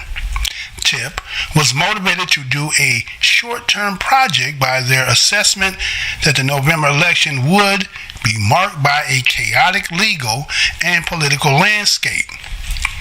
We also assessed that President Trump is likely to contest the result by both legal and extra-legal means in an attempt to hold onto power. Trump's own statement have fueled concerns about the peaceful transition of power. In an interview with Chris Wallace in July of 2020, Donald Trump refused to say whether or not he would accept the results of the 2020 election. A day later, Trump tweeted about postponing the 2020 election, spurring concerns that he might attempt to delay the elections due to unspecified and unsubstantiated voter fraud. Was universal mail-in voting, not absentee voting, which is good. 2020 will be the most inaccurate and fraudulent election in history. It will be a great embarrassment to the United States of America. Delay the elections until people can properly, securely, and safely vote. In the history of the United States, the presidential election has never been postponed, and the president does not have the legal power to delay an election, whose date is set by an 1845 law. Representative Jerry Nadler, chairman of the House Judiciary Committee, noted that only the Congress has the authority to change laws that deal with the date of the election. Trump also claimed that mail balloting leads to widespread fraud, making a distinction between universal mail-in voting and absentee voting. Absentee ballots are a great way to vote for the many senior citizens, military, and others who can't get to the polls on election day. These ballots are very different from 100% mail-in voting,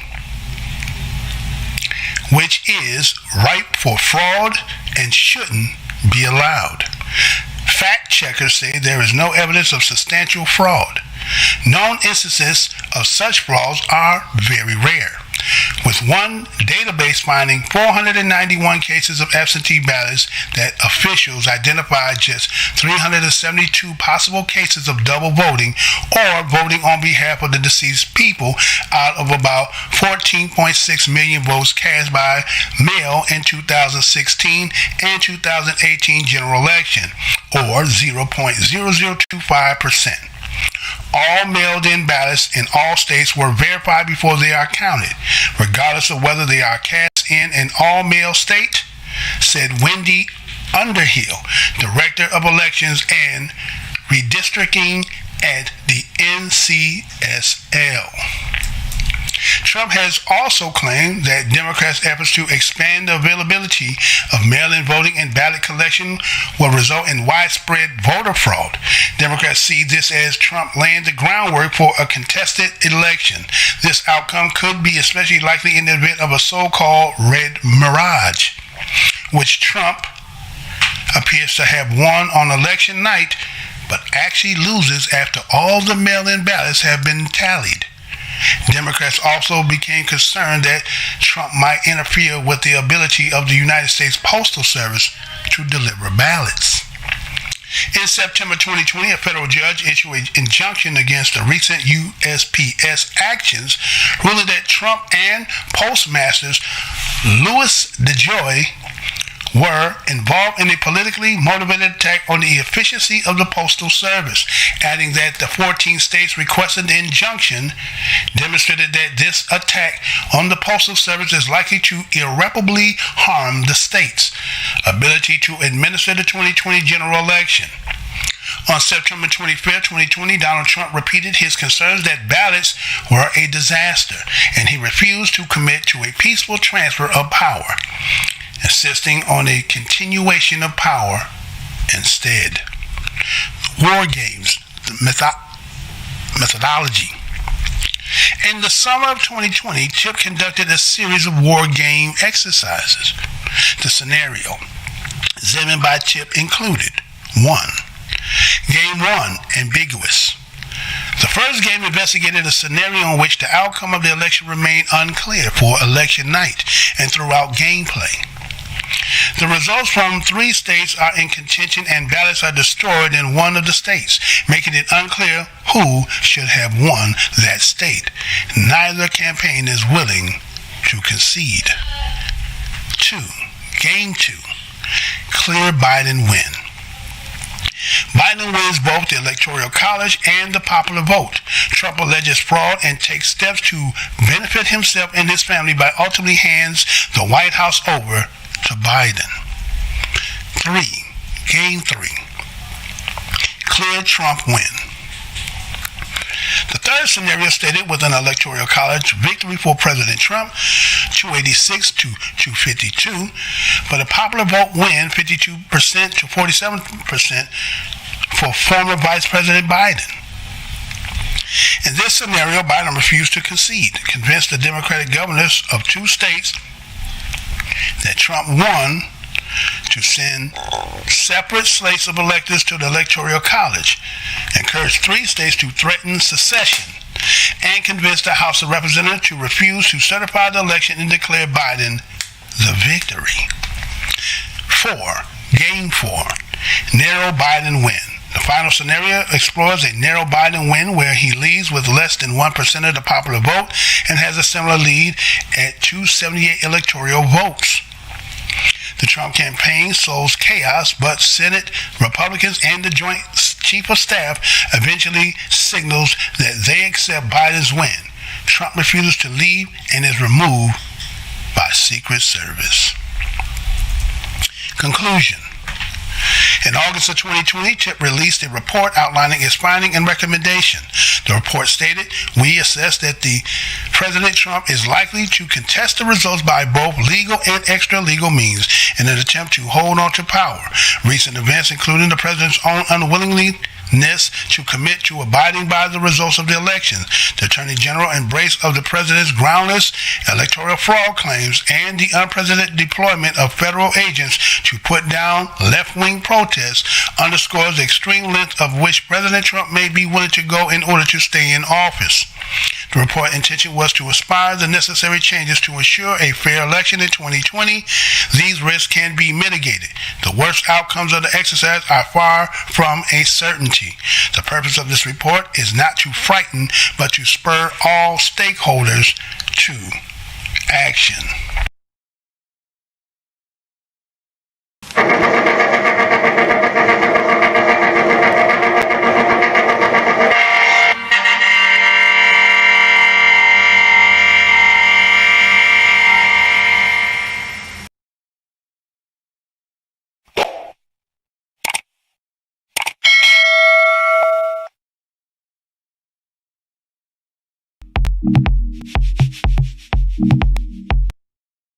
All right, we back.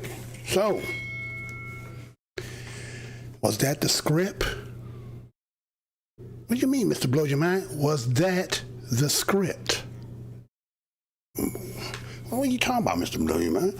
That was just seemed like some transition integrity project that looked like they just did some kind of study, right? As in the middle of a pandemic, and it started back in 2019, and they started doing it in June, and said something that Trump said back in July, but then they had the results of what they founding was already in August. I gave you the whole scenario, what they said. I didn't make that up.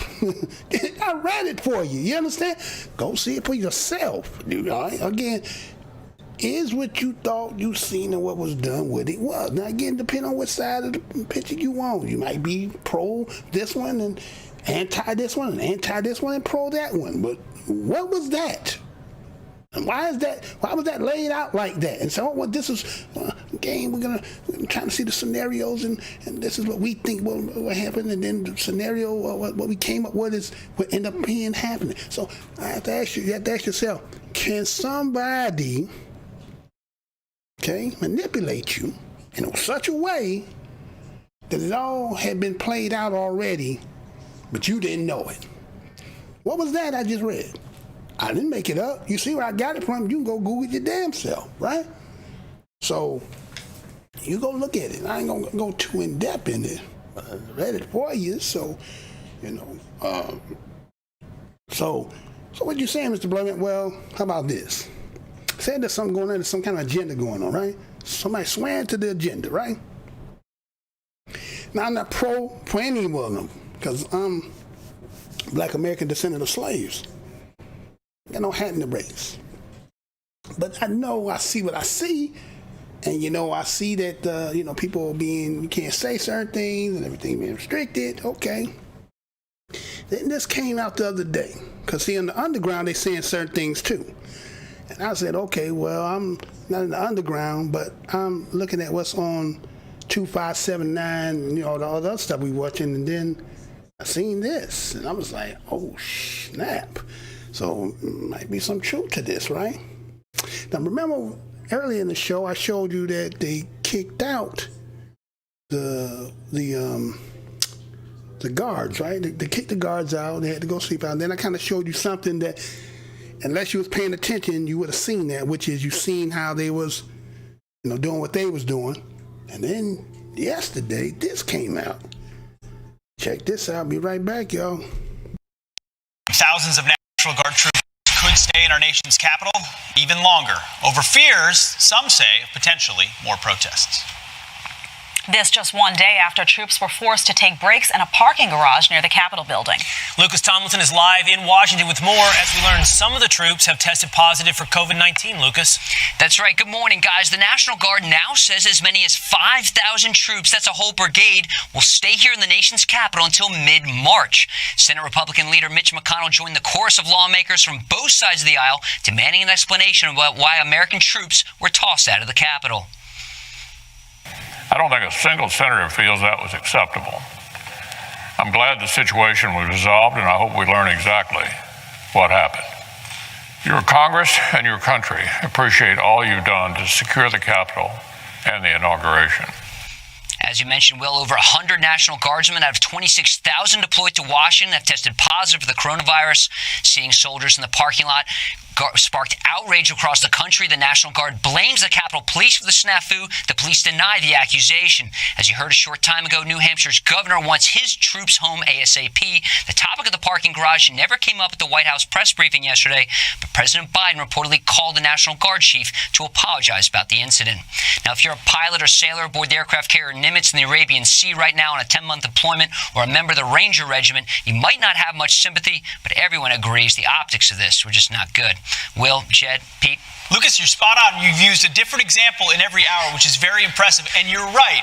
A lot of those guys would take a parking garage if they could, but the point is well taken. It's the alternative that exists.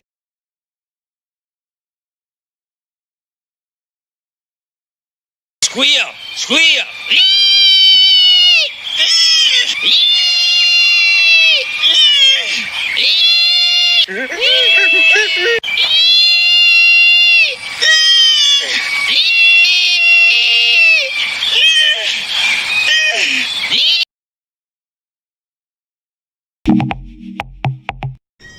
All right.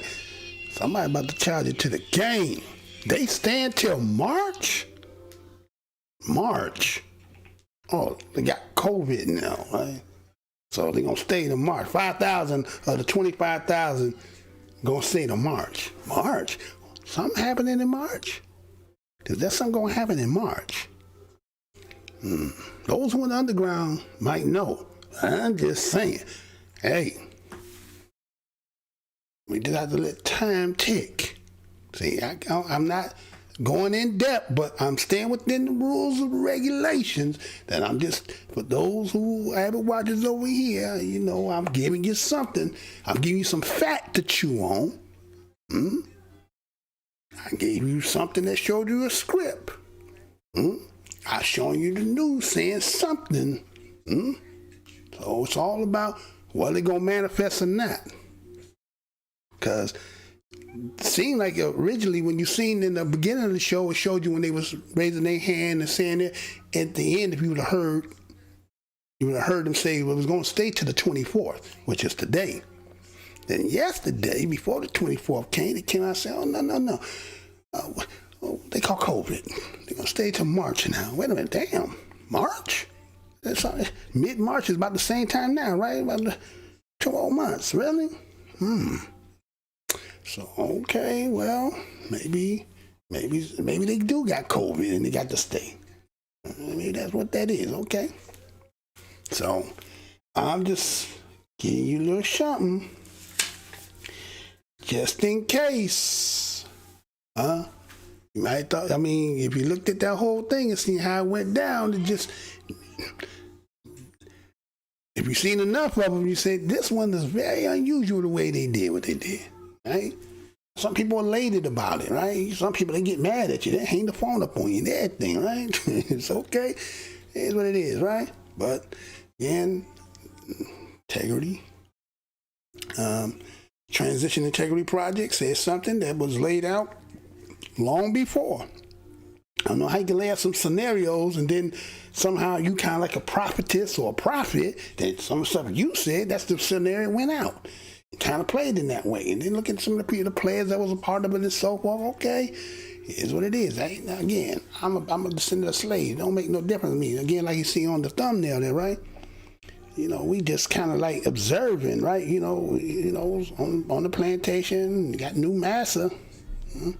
That's how we looking in the background. We ain't got no fight in there, right? We just in the background just looking. He's swearing in. Just want to keep that agenda on us. Okay.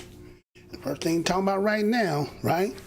You know what they talking about right now, right? And kind of push out this, but can't let that go, man. Can't let this one go. You know what it is, man. See, sometimes you got to take the situation for what they are and look at it and say, okay, because I think this was a tragedy. This one here, check this out. I'll be right back.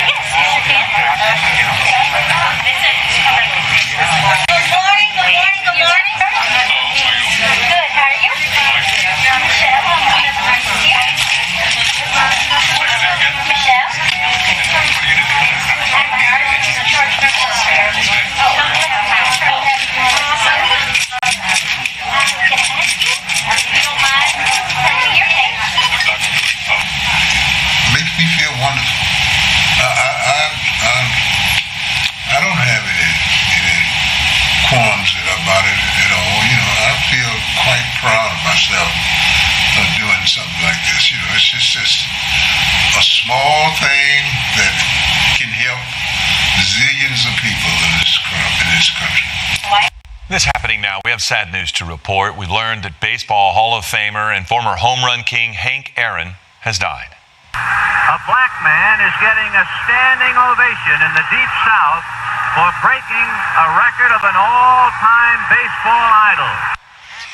That was the voice of Vin Scully as he called Hank Aaron's milestone home run for the most career home runs when he slugged number 715 back in 1974. Aaron was known as one of the greatest baseball players of all time.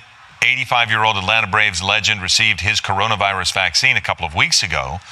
The Braves said in a statement, Henry Louis Aaron wasn't just our icon, but one across Major League Baseball and around the world, end quote.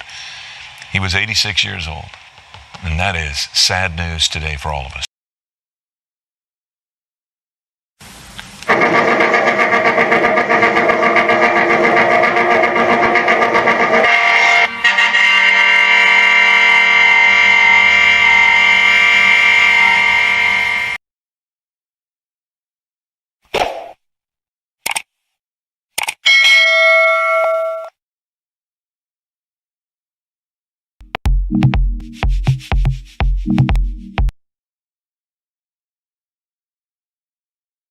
right? I'm back, right? So I just laid out. I didn't really get into a dissertation tonight or get really put them up because, again, most of the stuff that I touch is kind of taboo. You ain't supposed to be talking about none of that. So I ain't really say much, but I did show you, right? So yeah, Mr. Black man, you didn't really get it. No. You got to understand right now. Everything is kind of like, you know, some things is just, they say you can't do. It's not that I won't do it. It's just I did do it, but I have to do it in the way that you're going to have to use some of your stuff and look at it, right? So that's what I'm saying. I mean, really?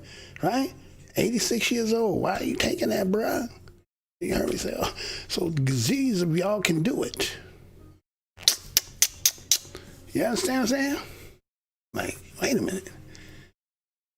You know, again, our condolences go out, but, you know, sometimes, you know, you living up to a legend, right? That who you are, that's your legacy and everything. And then sometimes, as we heard what Muhammad Ali said, right? When Muhammad Ali said what he said, that sometimes we let our ADT down, our defense mechanism down, and we just so wholeheartedly trusting everybody. When somebody, you know, I mean, we seen everybody else that seemed to be taking that. They didn't have all that, what they seen on yours. Yours was specially designed for you. And then they don't even want to equate the fact that what you've seen, right, to what ended up happening, it seemed like it was just, no, they say he died in his sleep. And then as I was coming on, do we got that one? As I was coming on, there was one other thing. And again, I don't want to, you know, let's see. Do we got that one? I don't know if we got that. I don't think we put that one in there, did we? No, we didn't put that one in there. But as I kind of came on, somebody today, and let's see, do we pull that up on this end? Since we didn't put it up on there, maybe we could do it from here. Where's that from? Let's see. No, not that one. Okay, yeah. Somebody in Northern California had took it yesterday, and now they're gone. And an hour later, they was gone. But they said, don't speculate about that. Just, I had some other things that happened that could have just been an allergic reaction. Okay? All right. So sometimes you got to take those signs that we see, and we don't have to just kind of just, you know, you got to make your own decision about that.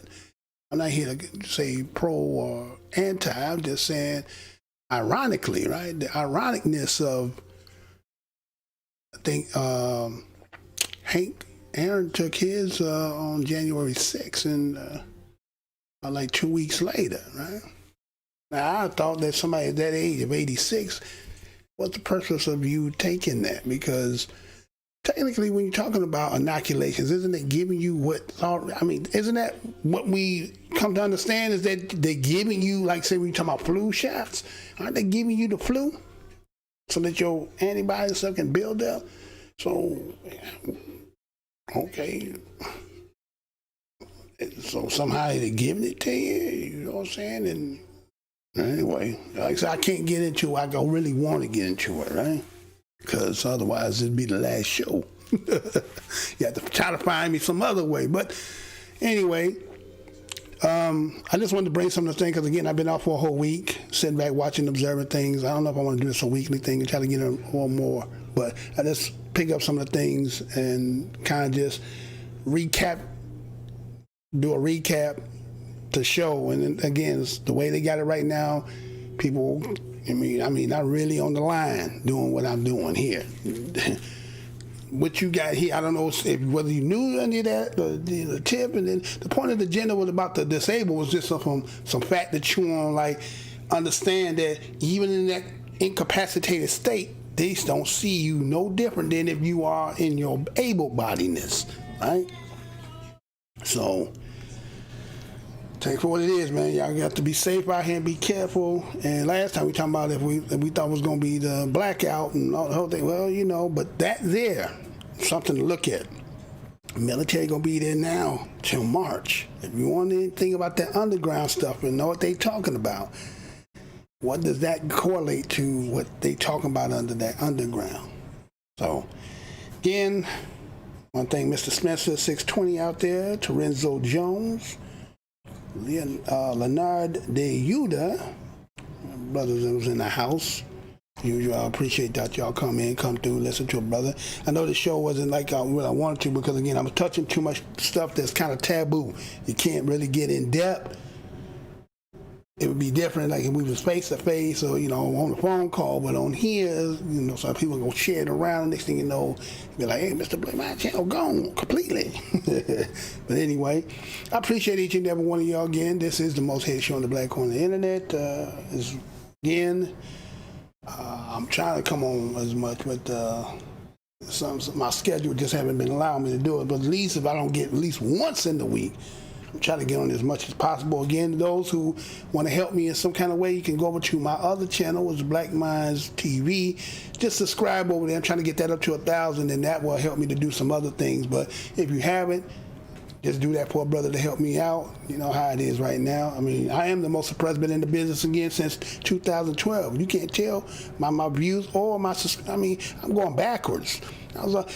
They helped me from getting for 3,000, and now I'm back to 2,880. Shit, probably tomorrow gonna be 2,870. You know what I'm saying? That's how they gonna do it, brother. But that's all right. Ain't in it for that. I'm here to, you know, impart sometimes of things that I understand and I look and I know and I see it as news. We got to stay up on it because shit coming. So anyway, peace and love to all of y'all, man. To the next show, man. To the next. You know how we do it. To the next show.